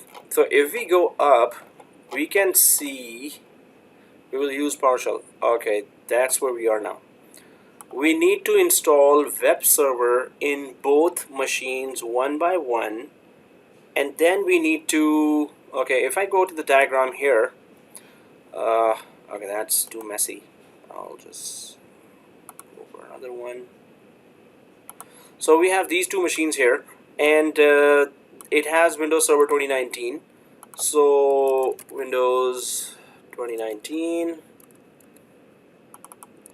So it needs to have a web server, both, and then the first, the default file, the first welcome page that is automatically downloaded or installed with the web server, that file name normally is iisstart.html. Right, this file gets created when you install the web server, and it has welcome to Internet Explorer or something like that, right? So what we're going to do is we're going to use a script, in fact 3 lines of code. The first line of code would install the web server, this one. Second line of code would delete the default iisstart.html file. Why? Third line of code will create a custom IIS file. So it will create exactly same named file, but inside this file will be that welcome to and whatever is your machine name, you know, like and then the machine name, whatever is the machine name. So it's gonna, the default file actually is welcome to Internet Explorer, something like that. So it's going to change that. That script will change that file to welcome to and whatever is the machine name here. And that's the same thing that we will do in the second machine. Why are we doing this? Like why the two machine names have to be actually, the default page of both web servers should be different from each other. In a production environment, these pages have to be exactly the same, but here we need them to be different. Why? Because we are testing if the load balancer works. If the load balancer works, then it's going to take us, on our first click, it should take us to the first machine. On our second or third click, it should consider us as another user, and it should take us to the second machine. Then if we refresh again, after putting in the browser the DNS name of the load balancer, it should consider our third click as a third user, and it should take us back to the first machine. So when we put the load balancer DNS name in the browser and press enter, it should take us to any one machine. Because the machine name will be different, so we will know, oh, we're on this machine. When we refresh again on the browser, it should actually take us to this machine. Because the machine name will be different, we're gonna know that, oh, the machine actually changed. So this means that the load balancer is working fine. When we refresh again, it should take us back here. When we refresh again, every refresh on the browser should appear to the load balancer as a new user, and every new user will be redirected to different machine. And that's how we're going to prove that the load balancer actually works. It's taking us every time to other machines. Okay. Hamid says, if no one hits me, can we take a break? Okay, guys, there's a suggestion here. Break or no break? That's the question. Or 10-minute bio break. Well, actually, I mean, you're entitled to a break, but up to you. So yes, no, maybe, maybe not. Maybe yes. 10 minutes break time, please. Sure. Okay, 10 minutes is okay for everyone? Okay, cool. 10-minute break.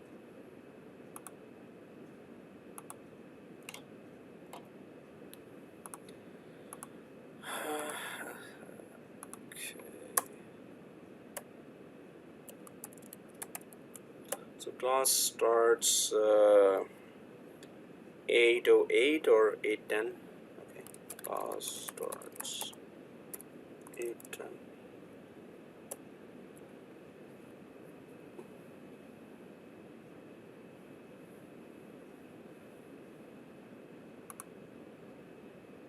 Resuming now, and let's get going.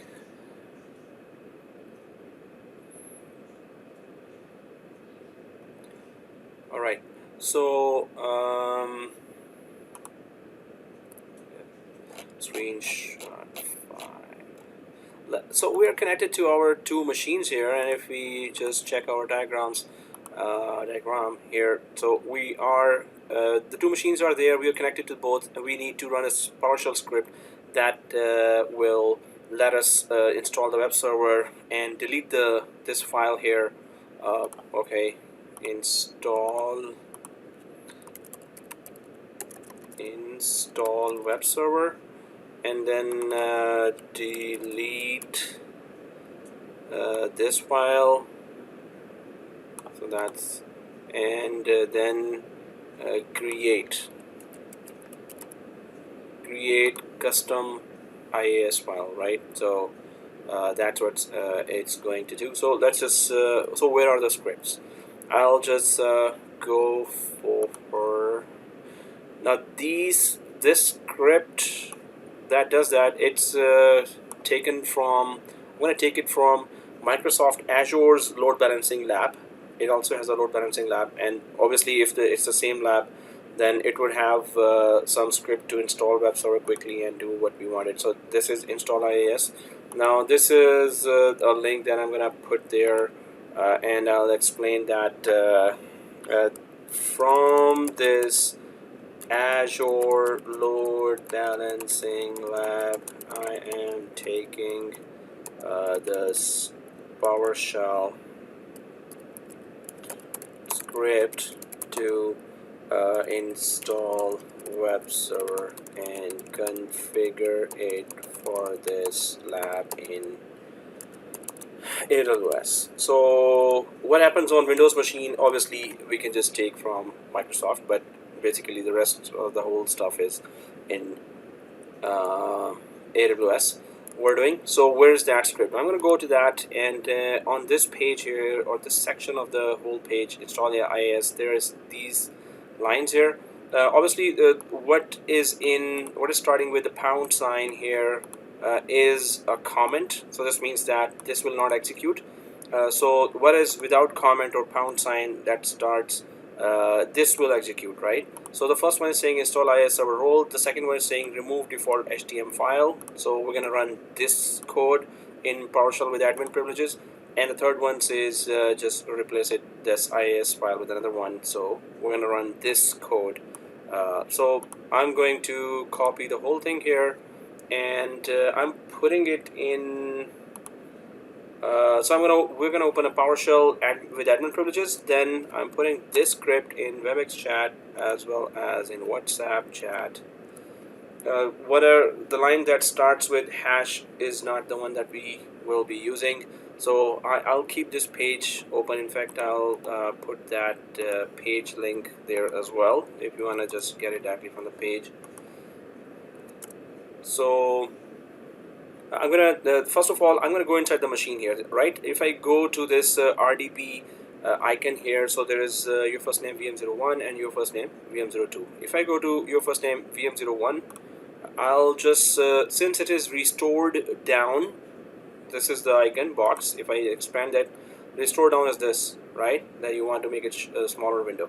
So I restored down and I'm gonna put it on the left side. Then I'm gonna go down here and this is VM02. I'll click on top of this and then I'll drag it to my right side. We can also just make it smaller or bigger if we want, right? Like this. So you can just click here and then do that, right? So I'm just expanding that page. So first of all, in VM01 I need to open the PowerShell with admin privileges. How do I do that? I can just make it temporarily bigger, right? I'll just make the VM01 only bigger now. If the blue bar comes on the right side, just press yes. Even if you press no, it doesn't matter. And I need to go down, so I'm going to click this and click anywhere else. Now this is the Windows Server 2019 navigation bar, and I'm going to right click on top of that Windows icon, right, in the first VM01 in AWS, and go for Windows PowerShell admin, right? So I'm going to open the Windows PowerShell admin here, and then I'm going to restore down. Now it's a smaller one, but now I can see Windows PowerShell here in this machine. I'm going to do the same thing now. I'll go to the other one. I'll just make it bigger and open PowerShell, and then make it smaller again. So when we run the scripts on both machines, we will just see the progress together. So for both machines, so I'm going to click Windows PowerShell admin here. It opens. If it opens, now I'm going to restore down this VM02 as well. So now PowerShell is showing here as well, right? And it is here as well. So now what we can do, I'm just going to copy paste first script and let it run on both, first script on each, and press enter and let it run. First script takes time, the other ones don't. So I'm on that page in the background from where I need to get the script. This is this page, and on this page install IS. So this is the line that I need. Install. I just need to run this first one first, right? Just this. I'm going to right click and copy the first line that starts from install Windows feature dash Windows feature and add tools, and I'm going to go for the RDP and select the VM01. If you just right click on top of it, it's going to paste it there, right? And then press enter. So you can see that it starts installation. So it's just simply adding the web server role, IIS server role. I'm going to go to the other machine by going down to this RDP icon, and this is the other machine. And still it's in the keyboard clipboard, so I'm just going to right click here as well. And enter here as well.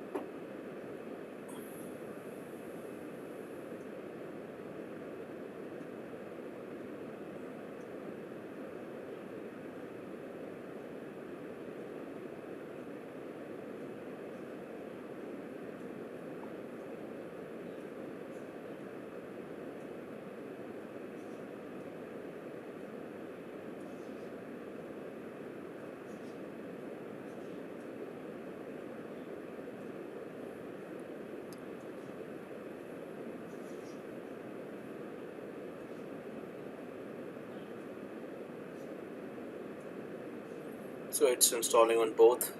The web server, that only takes time. The rest of the other two scripts do not take this much time.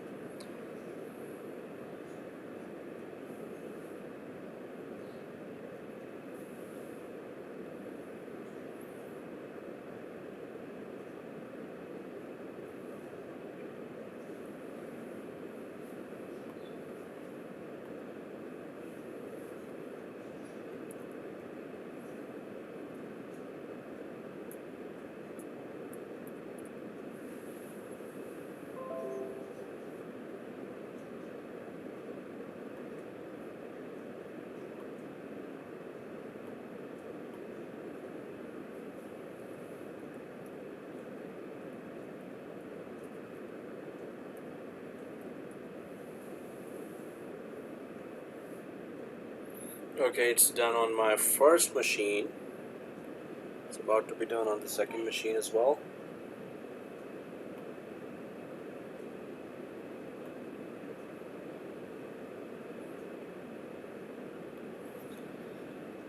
So it's done on my two machines. So I'm gonna go for the second script, which is on that page as well. The second script starts from remove item, remove dash item. This is a commandlet, and it simply removes that original file that was the welcome file that got installed when the web server was installed. So I'm copying the second one now. I'm putting it on VM01, right click and enter. Then I'm going to go for VM02, right click and enter. It just executes right away because it needs to delete the original IIS start.html file. And then the third script actually creates the same named file with its own script, with its own code inside. So I'm going to go for the third file now, and that is add content. Starts from add-content commandlet and ends at this computer name.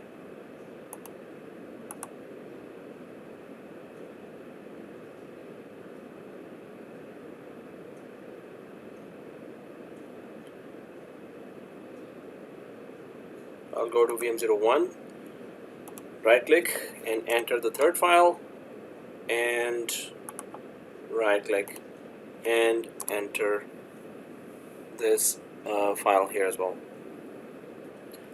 So this is going to be screenshot number 6, and that's going to be side-by-side machines here showing like exactly like this.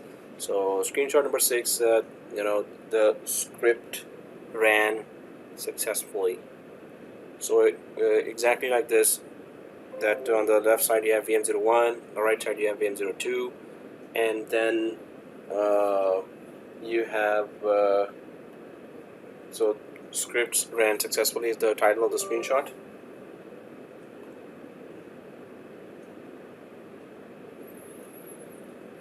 So I'll take a screenshot now, screenshot 6, which has the two machines showing like this.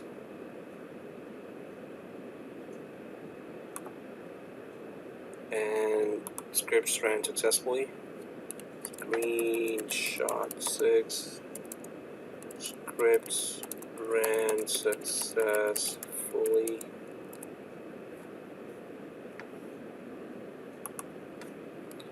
COMP3108, screenshot 6, scripts ran successfully.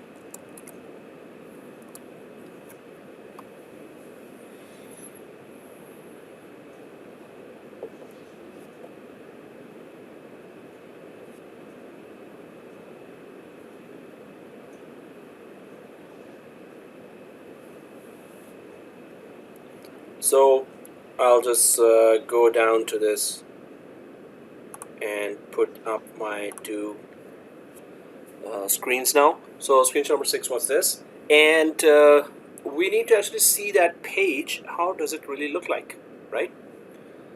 So I'm gonna go inside the first machine here, VM01. I'm gonna make it bigger temporarily. I'm gonna make this screen bigger because I need to see where's that page that got really changed, or how does it look like now. So that is when the web server gets installed in the C drive. There is a folder that gets created, and that is called inetpub, INETPUB, right? inetpub. And inside that is another folder called www.root, and inside there's a file. So we need to see that file. So I'm going to go and inside the yellow folder or the file explorer of this machine, and so I'm going to go to the C drive of VM01.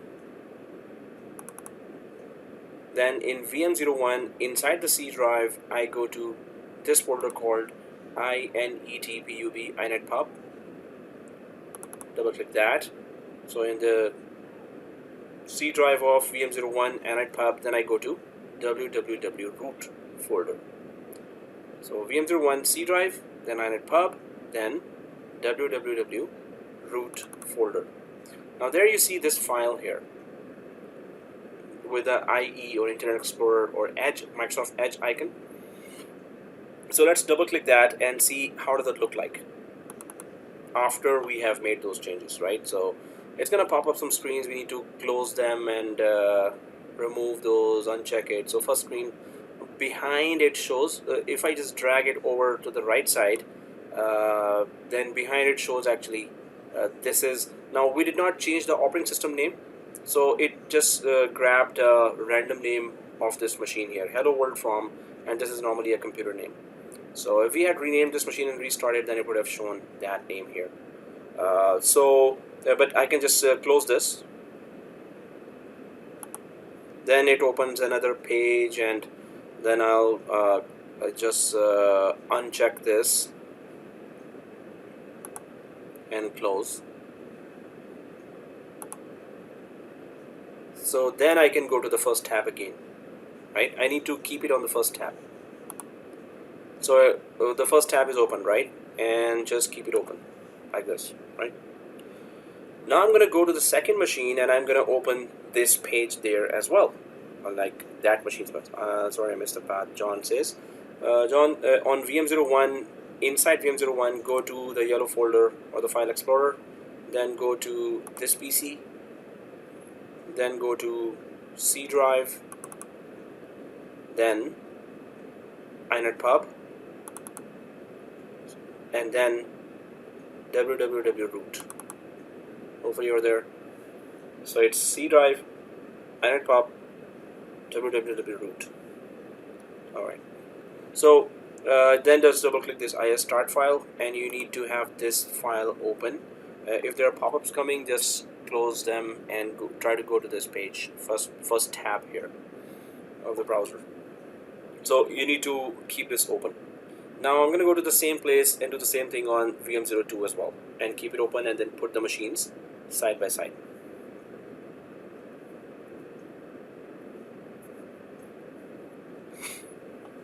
So I'm going to go restore down this machine, VM01 now, and this is my second machine, VM02. So I need to go to VM02, so I'm just going to make it bigger now from here. And then I need to go to the same path. I'll go to the yellow folder of VM02. Then I'll click this PC of VM02. Then I'll go to the C drive of VM02, inetpub folder, inside C drive, VM02, www root folder, inside inetpub folder, inside C drive, inside VM02. So let's double click this file, and it's gonna pop up different things, just different pages. Just close, and try to go to that page and keep that page open. When I close this, it will open another tab. I'm gonna uncheck this continue to prompt, and then I'll click the close button here as well, and then I'm on this page now. So this is the page that will prove to us later that our load balancer is working. So that's why I wanted you to have this page up on both machines. So I need to now restore down for this machine, because I am on that page which shows this machine's name, which is obviously different from the other machine name. So now this is the first machine, this is the second machine, this is the page here. So welcome, hello world from, and the machine name here, EC2AMA is the same, but the last letters are different. This is different, and this is different, right? So that would be our screenshot number 7 now, where the web page is configured. I don't have the other file on VM2. John says, you don't have? Oh, that means you did not run the script on the other machine. So you need to run the same 3 scripts of PowerShell on the other machine as well. Then you will see that file. So what 3 PowerShell scripts we were running on VM01? You need to open PowerShell admin on VM02. Run all 3 scripts there as well. Maybe you've run it on the PowerShell admin in your laptop. Hopefully not, but okay, you got it. So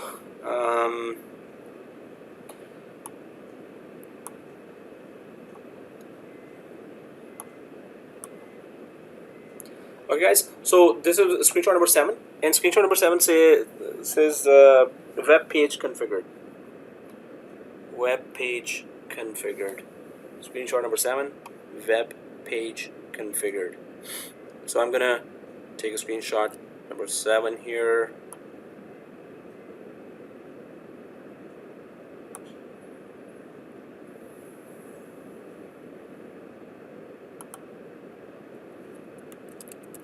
Screenshot 7, web page, web page configured.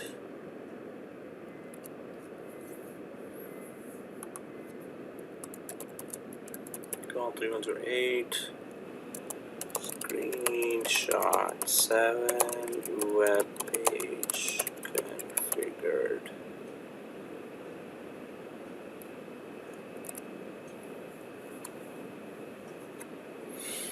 Okay, so your machine names would be showing there on the top, right? This one and this one, and the web page configured, right? Okay, so now if I go back to our steps here, so we will use PowerShell script to configure web server, then we will create load balancer. Okay, so the next step is, then we will create a load balancer within the EC2 dashboard. So let's go to the load balancer and let's start creating it. And we're going to add these 2 machines. We're going to add that same security group to the load balancer. And after that, we're going to test it. Okay, so let's go for the load balancer. Where is it? It's in the same EC2 dashboard.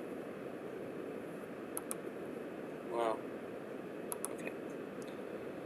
So I'm back to the console here, AWS, and I'm going to cancel this page where I was before for the VM02, and I'm back to the dashboard. So this is the EC2 dashboard,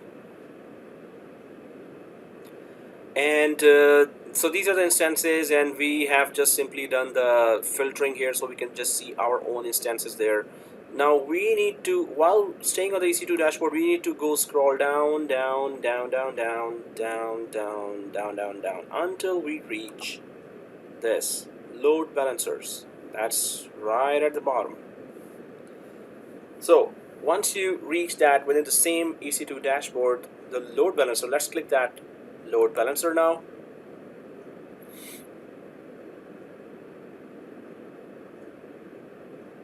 Oh, hey, those guys did not delete it. I'm gonna cut those remarks. That's from the other section. Okay, so I'll delete for them. Whoa. Well, it's tomorrow's their class, right? So why is it here? Really? Okay guys, so create load balancer, let's click that. Create load balancer, the big blue button. Once we click that, so you see the 4 load balancers there that we were talking about before as well. And so Elastic Load Balancing supports 4 types of load balancers: application load balancer, network, gateway, and classic. So we talked about that before. Choose an application load balancer when you need a flexible feature set for your web applications with HTTP and HTTPS traffic operating at the request level. Application load balancers provide advanced routing and visibility features targeted at application architectures, including microservices and containers.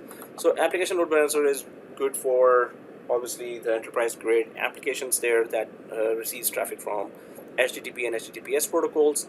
If you go for network load balancer, so it's choose a network load balancer when you need ultra high performance. That's the first thing. And second thing is then you need security as well, TLS offloading at scale, so transport layer security. Then centralized certificate deployment, and that is the security certificate that you get from CA. CA is like certificate authorities like DigiCert, VeriSign, right? And then support for UDP and static IP addresses as well. So operating at the connection level, network load balancers are capable of handling millions of requests per second securely while maintaining ultra low latency. So you really need good performance. You go for network load balancers, and then comes gateway load balancers when you need to deploy and manage a fleet of third-party virtual appliances that support Geneve. These appliances enable you to improve security, compliance, and policy controls. Now, if I click that, learn more, this one, they're not going to bother to give me the abbreviation of Geneve. So, Gene. Oh, sorry. Gene. Okay, there's only one Geneve here. So the gateway load balancer and its registered virtual appliance instances exchange application traffic using the Geneve protocol on port 6081, right? So if I just copy that further,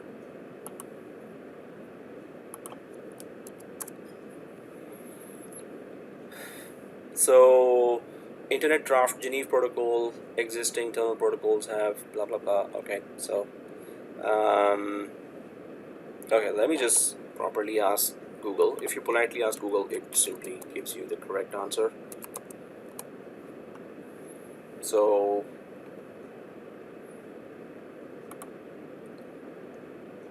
main protocols of TCP/IP. Okay, we get that.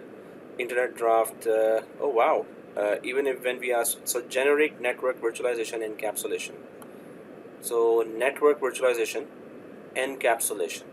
The internet assigned numbers. So this is basically used among the TCP/IP protocols where it's a virtual environment. It listens for all IP packets, all ports, forwards. So this is what we were writing about gateway, or reading about gateway load balancers, and it uses the Geneve protocol, which is pretty much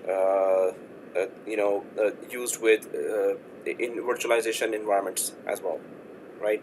Basically every environment nowadays is virtualized environment.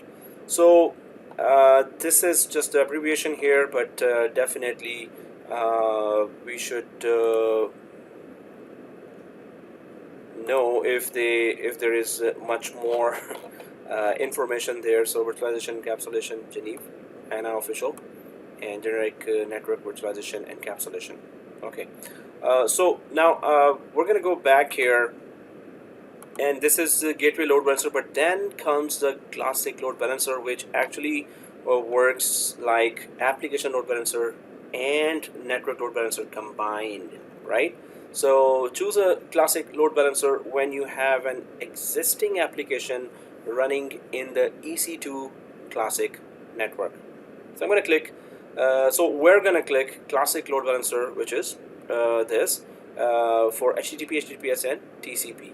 So let's click create for classic load balancer. So once you click the create button, then it shows us this screen.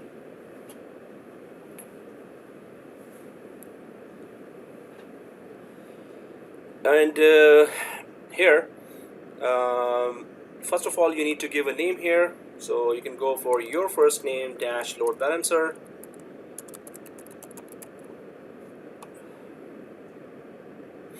So your first name load balancer. And then it says create LB inside.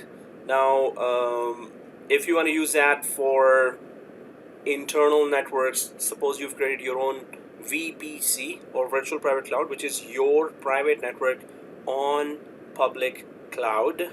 So in that case, you can use that. But otherwise, we're just expecting traffic from outside, from the internet. So we're not going to use the internal load balancer, which is actually showing here. Create an internal load balancer or enable advanced VPC configuration. We didn't create another VPC here, which is we're gonna see in the network topic how to create a VPC and how to configure many of the stuff there, many of the things there. So create an internal load balancer. No, we're not gonna click that. And enable advanced VPC configuration. If you have multiple virtual private clouds, you can create 5 VPCs inside your subscription, per region. 5 VPCs you can create. Suppose you have this subscription and you have Ohio region, you can create 5 there. You have North Virginia region and this subscription, so you can create 5 here.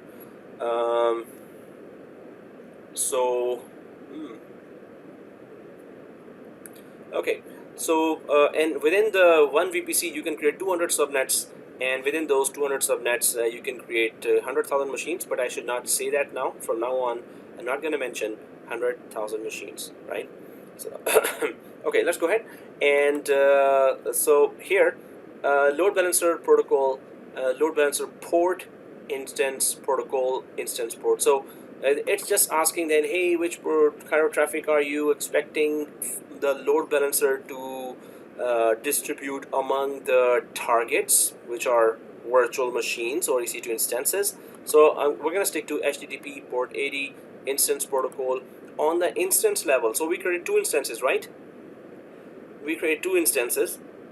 So we're going to so we know that those instances are connected through a security group that has HTTP, right? So we're gonna not change anything here because we want the load balancer to just deal with the port 80 or HTTP traffic. And then click assign security groups. Let's click assign security groups. So guys, here we need to uncheck the default security group and simply go way down and check our security group, right? So I'm going to uncheck that default security group on the top. Then I'm going to go down and search for my security group. So just be very careful here. So this is 16 Feb. If I go down now, 23 Feb starts, 23 Feb. And I'll look for my name on 23 Feb. Actually 17 and 23 are mixed here.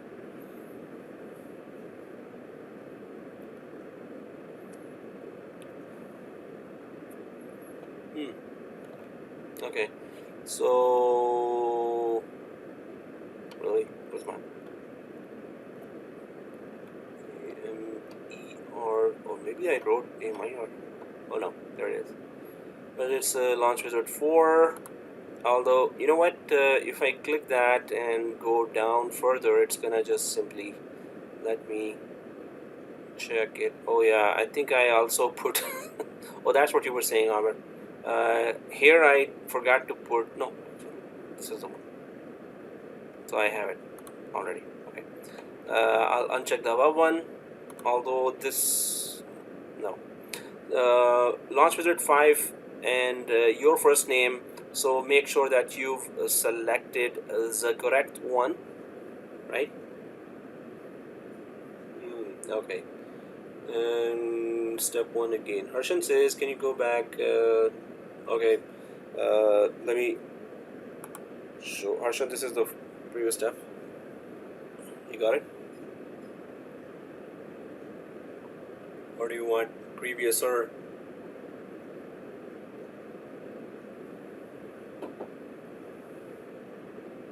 Okay, so I'm gonna go click assign security. I think mine is still selected. Yes, it is selected. And now the question is, Amir says, if we select 2 SGs and they have confliction, which SG will be applied? Well, one SG does not have RDP, and the other SG has RDP, so it's gonna fill up that gap. So conflict would be if there are different ports, if there are same ports on both, it's still gonna work. It's not gonna deny. If there are different ports on both, so whatever ports are on the first SG and whatever ports are on the other SG, they will all apply together. So there's no conflict. For example, one of them allow HTTP and another one block. Oh, if you're specifically blocking, then the block will, the least, most restrictive will implement. If it's a block coming, then allow will be, a block will take precedence over the allow. Okay, so here, I've selected mine. Hopefully you have selected yours.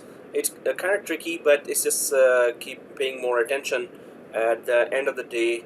So let's, if you selected that, let's click configure security settings. Let's click the configure security settings. And then let's click configure health check. So this page is very important. And on this page, what is happening, that let me give an example. Now there's, you can see index.html written here, right? First of all, ping protocol. So obviously this machine is supposed to send pings. So suppose you have lots of machines here, or like our example, you have 2 machines here, right? And those machines are connected. We have attached a security group that supports HTTP, so this is good. Then which port? Yes, this is correct port. But then this is index.html, and there's a forward slash here as well. There's a slash here, right? So what that whole line means here is that it's going to, what it's expecting here is, normally the web server, web developers, they create the first file, the first web page from which the website starts. Normally they create as index.html. So here in our case it is IIS start.html, right? That's the first page, the welcome page of the web browser. Now why it is there and what's the purpose? So remember that our path here is c:\/ and then inet pub and then www root, and inside this we have IIS start dot HTML. So this is the path where our file is existing, and this file is there. So what it does is, what health check does is that it's going to send to this path, and if you exactly mention the isstart.html here, that's going to send that file. It's going to expect, health check will expect that this file is there on this in its path of web server, and if the health check sends a packet and it gets back, then it will know that if this file is up, obviously the server is up, and the machine is up, so load balancer will know that okay, this machine is okay, and load balancer can keep on sending the traffic there. Now what we will do is that we will just remove the file name, but we will not remove the slash sign. We will keep the slash, but we'll remove the index.html written there. Why? So we want the health check to be able to at least access this path here.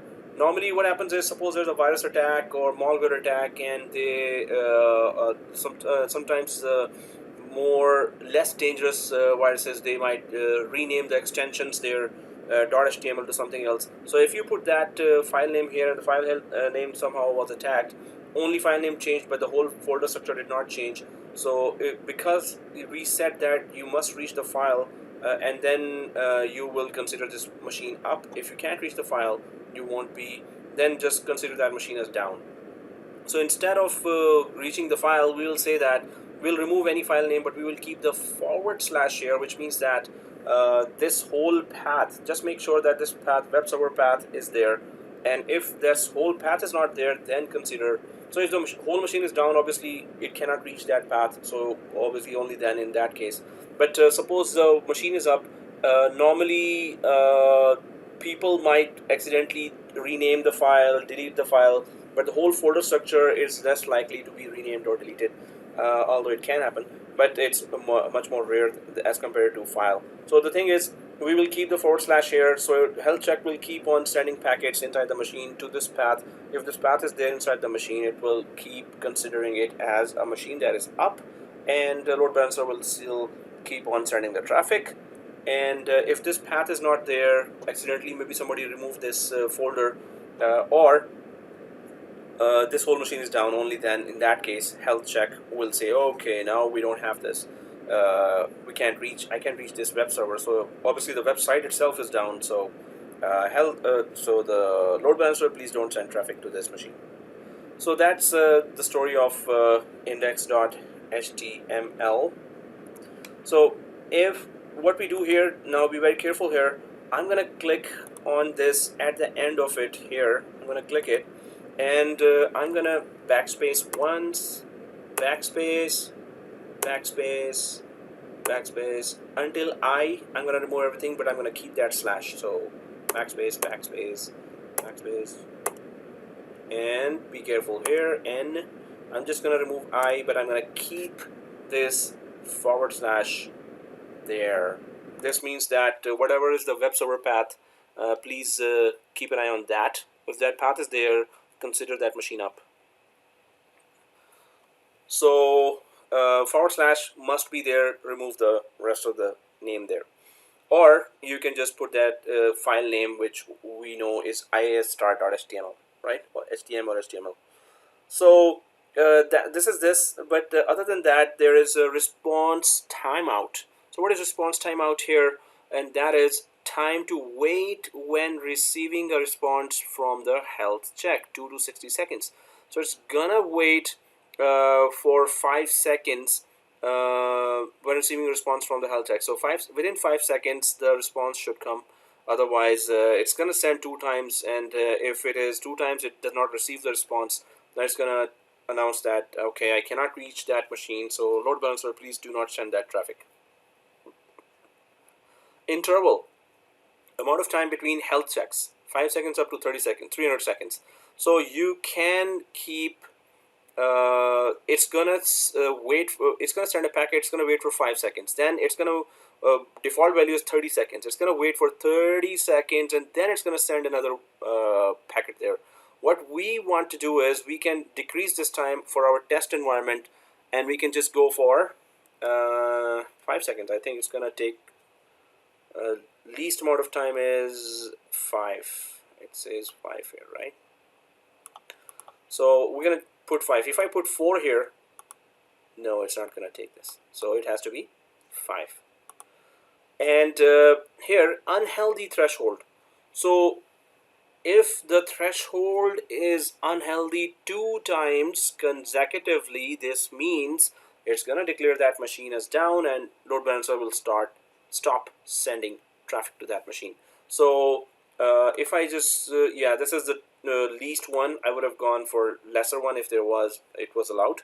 So at least 2 times it needs to see, and if the packets are not back the 2 times, it's going to declare the machine's gone.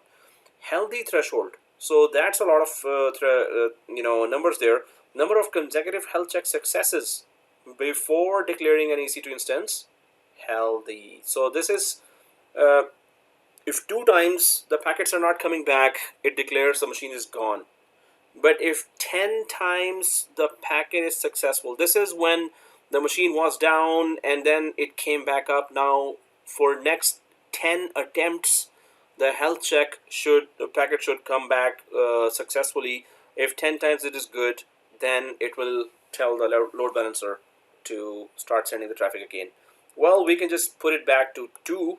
So if 2 times it can send the packet, then and it comes back successfully, then it's okay.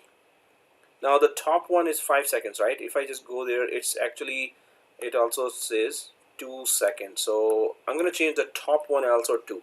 Why are we going for these extreme measures? Well, this is a test lab, right? And we want the results faster. So we don't want to wait 30 seconds and 10 attempts there. So that's why in production environment you would keep the defaults, or you can change it according to your need. The defaults are good enough, but in test environment we want the results faster. That's why we change it. So this should not be done on production environments. So 2522 here. Now this is our screenshot number 8, health check configuration. This is our screenshot number 8, health check configuration. Screenshot 8, health check configuration.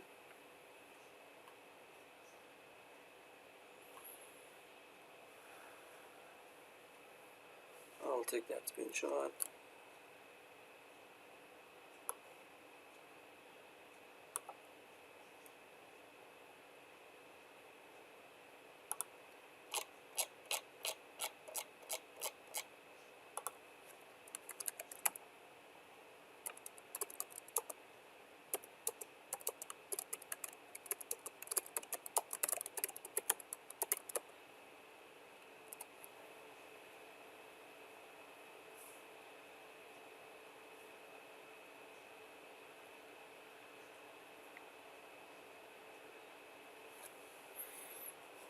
And here,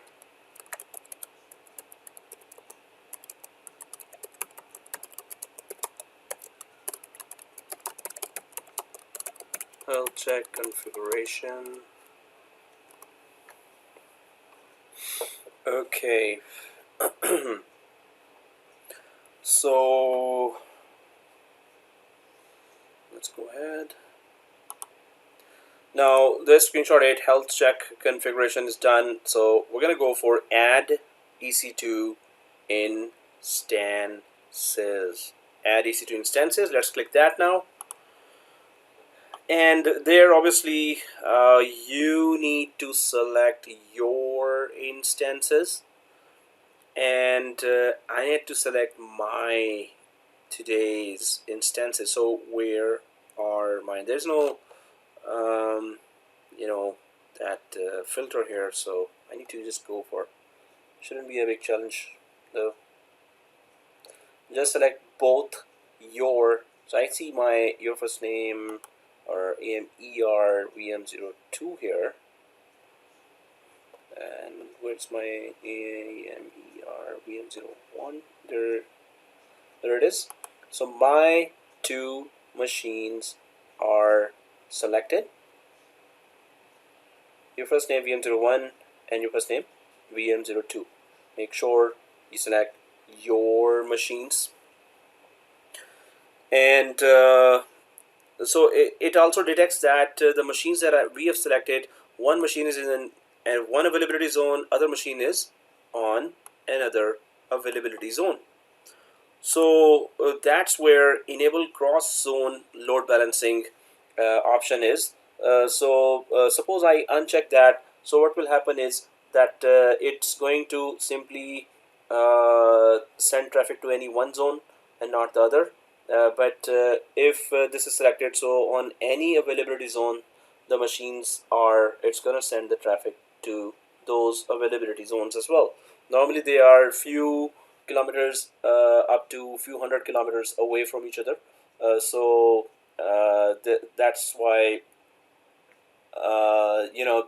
if you're putting those machines in different availability zones, suppose there's a availability zone level outage that happen, if it happens, so at least your traffic will not stop if one availability zone goes down, and it will keep on working. So enable cross zone load balancing, it's enabled, and we have our two machines there on different availability zones, so that's good. Second thing is enable connection draining. So the number of seconds to allow existing traffic to continue flowing. So normally connection draining is that your about to finish or drop the connection, but whatever, so your draining just means that you're trying to give proper time for the services in the background to stop. That is normally called or this term draining in IT is related to that you're giving enough time before you shut something down, or you give enough time for some services to stop. 1A, not 1B, never mind. Okay, cool. So here, connection draining is just that it's going to take some time, or it's gonna let the current traffic, it's not gonna let any new traffic connect. Oh, suppose you're about to stop connectivity to one machine, it's gonna let slowly the traffic shut down, or it's gonna slowly shut the connections down to that machine, whichever machine is about to shut down. Okay, so this screen shows, just the two machines should be showing there, right? One instance, one instance. Everyone should have that one instance showing there, right? So once that is configured, which is add EC2 instances, we're gonna click add tags. Let's click the add tags. And what we can do is that we can actually go for COMP3108 Winter Olympics, no, Winter 2021, and it's Tuesday. So COMP3108 Winter 2021 Tuesday is the value. So once we have put in that information, so we can then click review plus create, right? So once we have put in that information, then we can create review and create. So I'm going to click that review and create now. So this is the whole review here, and so what we can do is click the create button. Okay, I hope nobody got an error on this screen.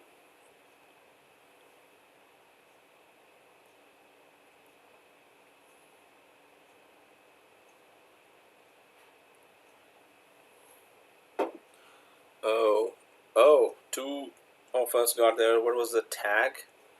Oh, Yusuf tag was COMP3108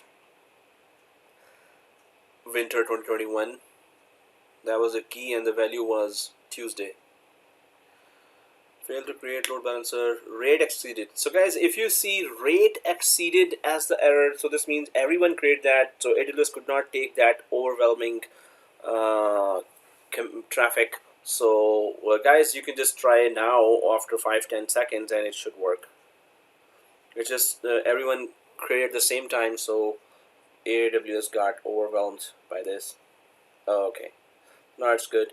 So it is rate exceeded, and we're kind of good here. Let's click the close button here now. Let's click the close button here. Alright, so lots of load balancers there. What you can do is you can just go to the filter here, right? You can go to the filter, this one, and just type your name and press enter. So go to the filter, type your name on the top and press enter. So you should be able to see just your load balancer, right? So hopefully you're seeing just your load balancer. So your load balancer is there. Now one thing we need to make sure is that we need to go to health check. We need to go to health check, this one. So once we click that, oh sorry, not health check, this is okay. We need to go to instances, this one. We need to go to instances. Let's click this. Once we click that, what you need to see here is this in service. it has to say in service before we test the load balancer. If it does not say in service, then we cannot test it. If it says in service, then we can test it. So anyone who is for whom it is saying out of service? Okay, Amir says out of service. Mine doesn't say. Keith, okay, it says out of service. Yusuf, Jacob, Eric, Harshan. So yeah, guys, it takes time. Like you can just refresh. There's a refresh on the top right here, this one, or you can use the browser refresh here, right? So this refresh and that refresh, and okay, so Amir says in service now. Harshan says still. It says still in registration. Oh, okay, Yusuf says that. So guys, it's just a refresh, because if they are not in service, well, you know, health service is sending packets now, and it needs to receive the package successfully, and then it will say in service. If the health check is not receiving the packet successfully, then it is out of service. Good now. Okay, Yusuf says good now. So hopefully everyone's good now. Those who were seeing out of service, you should be seeing, you must see in service now. If for a long time you see that out of service, though, so something you missed on the previous steps, then you have to follow up with the video to make this lab correct. So if it is in service, that would be our screenshot 8.5. So screenshot 8.5 would be, so oh, okay, you know, where, okay, screenshot 9 would be in service. Guys, it has to be in service. Okay, yours fine. So take a screenshot number 9.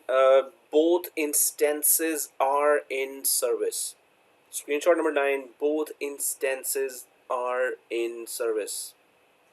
Screenshot 9, both instances are in service. And this is a must for the load balancer to basically work. So now I'm going to take screenshot 9 here. Both instances are in service. Your ID should be showing up there. Okay, so screenshot 9, both instances are in service.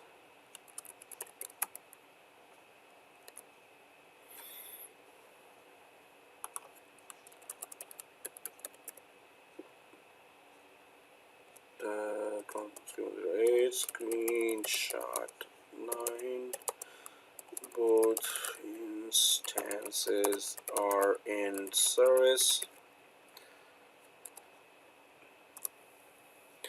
Alright, so once that is done, let's go ahead and you know, we already gave it enough time as well, so we can click this.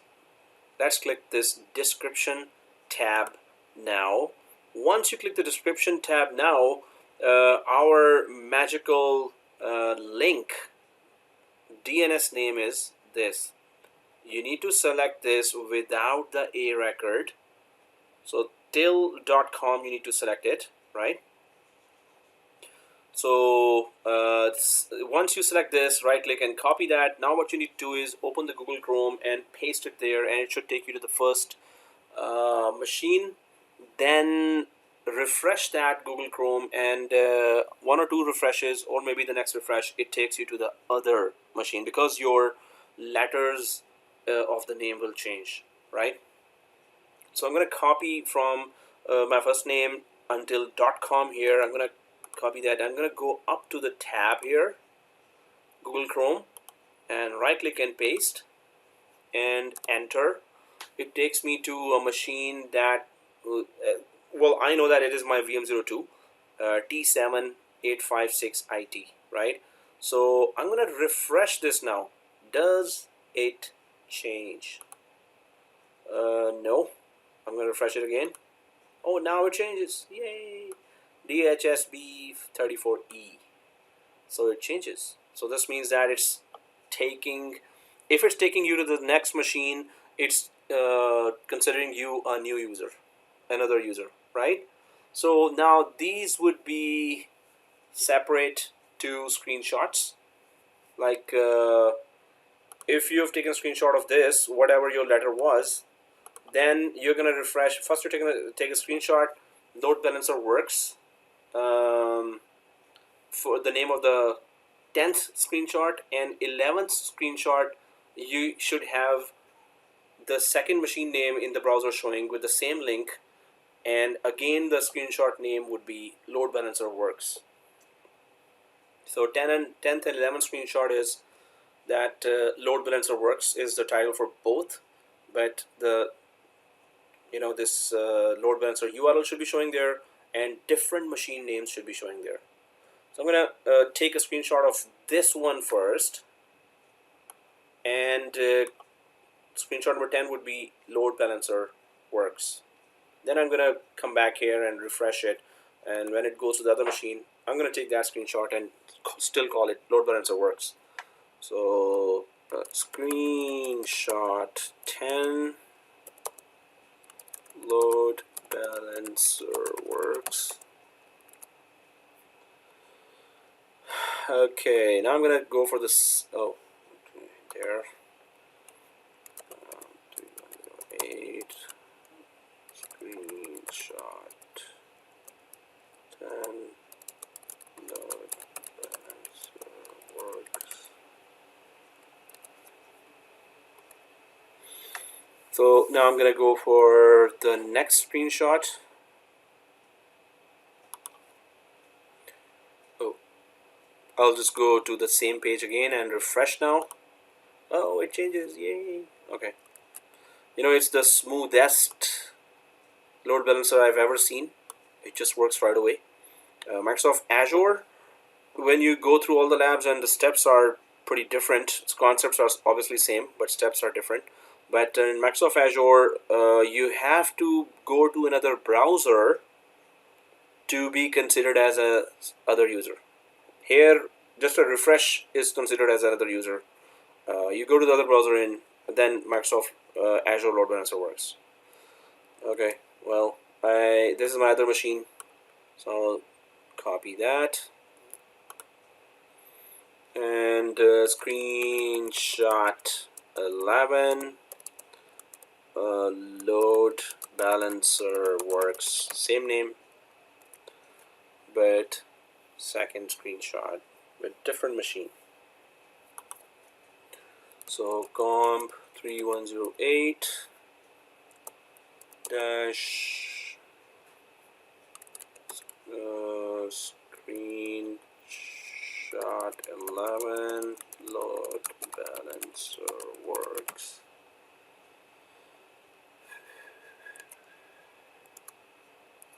Okay, so hopefully it does work for all. Oh, okay, so we need a terminate screenshot as well, guys. So for that, that would be screenshot number 12. So all rules have been broken today. So what we're going to do is we're going to do terminate, and we're going to properly terminate everything, because if we don't do that, that could result in, it's not going to be a good result then. Okay, so if you're on the load balancer itself, we need to delete the load balancer first. Then we're going to go to the instances, then we're going to delete them as well, right? But screenshot number 12 will be the screenshot of the terminate, two machines terminate showing there, right? Load balancer, we're not going to take a screenshot. So here, if you're on the screenshot, select your load balancer and go to actions, and there's a delete button here. So select your load balancer and click delete button. Just your. Okay, so that's your load balancer, and click yes delete. I'm going to click now yes delete. So when I did that on the other batch, at once as soon as I click yes delete, at once I said no, don't do that. So some of the students were like, they screamed at their homes and they were like, "Oh, what happened? What happened?" And I said, "Oh, I'm just kidding." So okay, anyway, yes, delete. So okay, here delete is done. If we go up, then go for instances. Final screenshot would be your two instances showing, instead of running, terminate. Your two instances must be showing terminate, gray one. So first of all, fix your filter again. Only your two machines should be showing there in the filter. So I'm going to click that and I'm going to type my first name here and press enter. So now my two machines are only showing here. Your two machines should only be showing there. I'll select both machines here. In fact, I'll select both just my machines and go up to instance state, and there's a terminate instance. So go ahead and click the terminate instance there, and when the running changes to shutdown and shutdown changes to terminate, when both are showing terminate, that's your screenshot 12. EC2 instances terminated. So I'm going to click terminate instance. After selecting these two, it says, "Oh, you're sure you want to delete these two?" And I click terminate.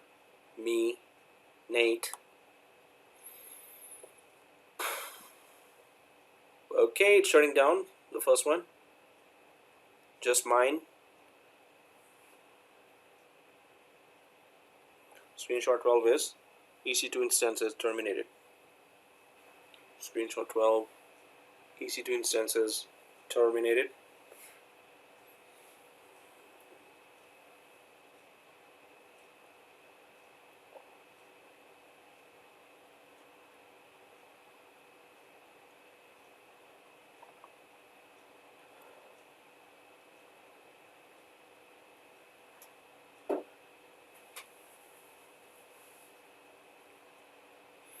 Okay, so that's my screenshot here.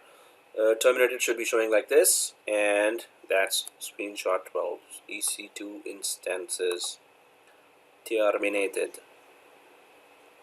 So I'll go here, screenshot 12, EC2 instances terminated.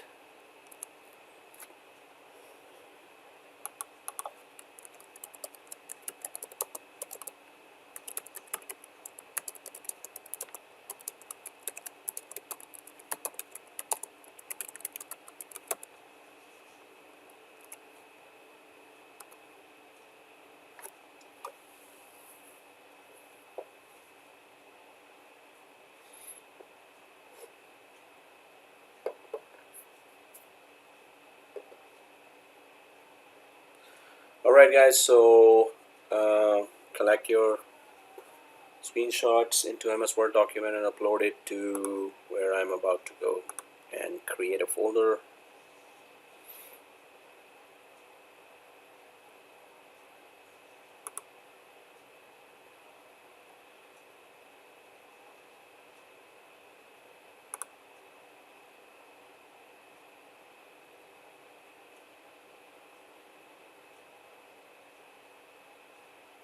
Oh, you guys are 4. You guys are 11.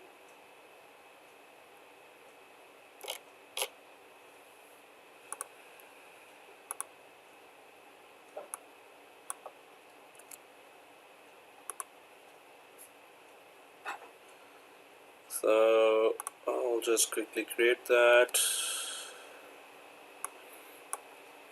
So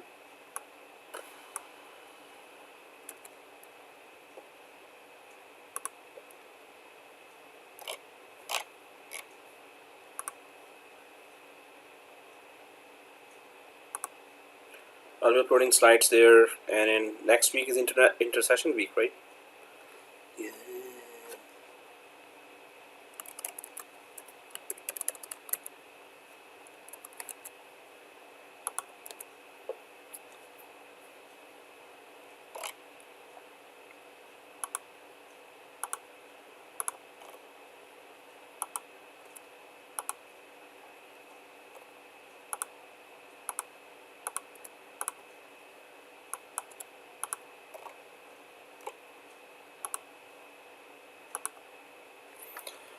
Okay, go ahead and upload, and see you on Thursday.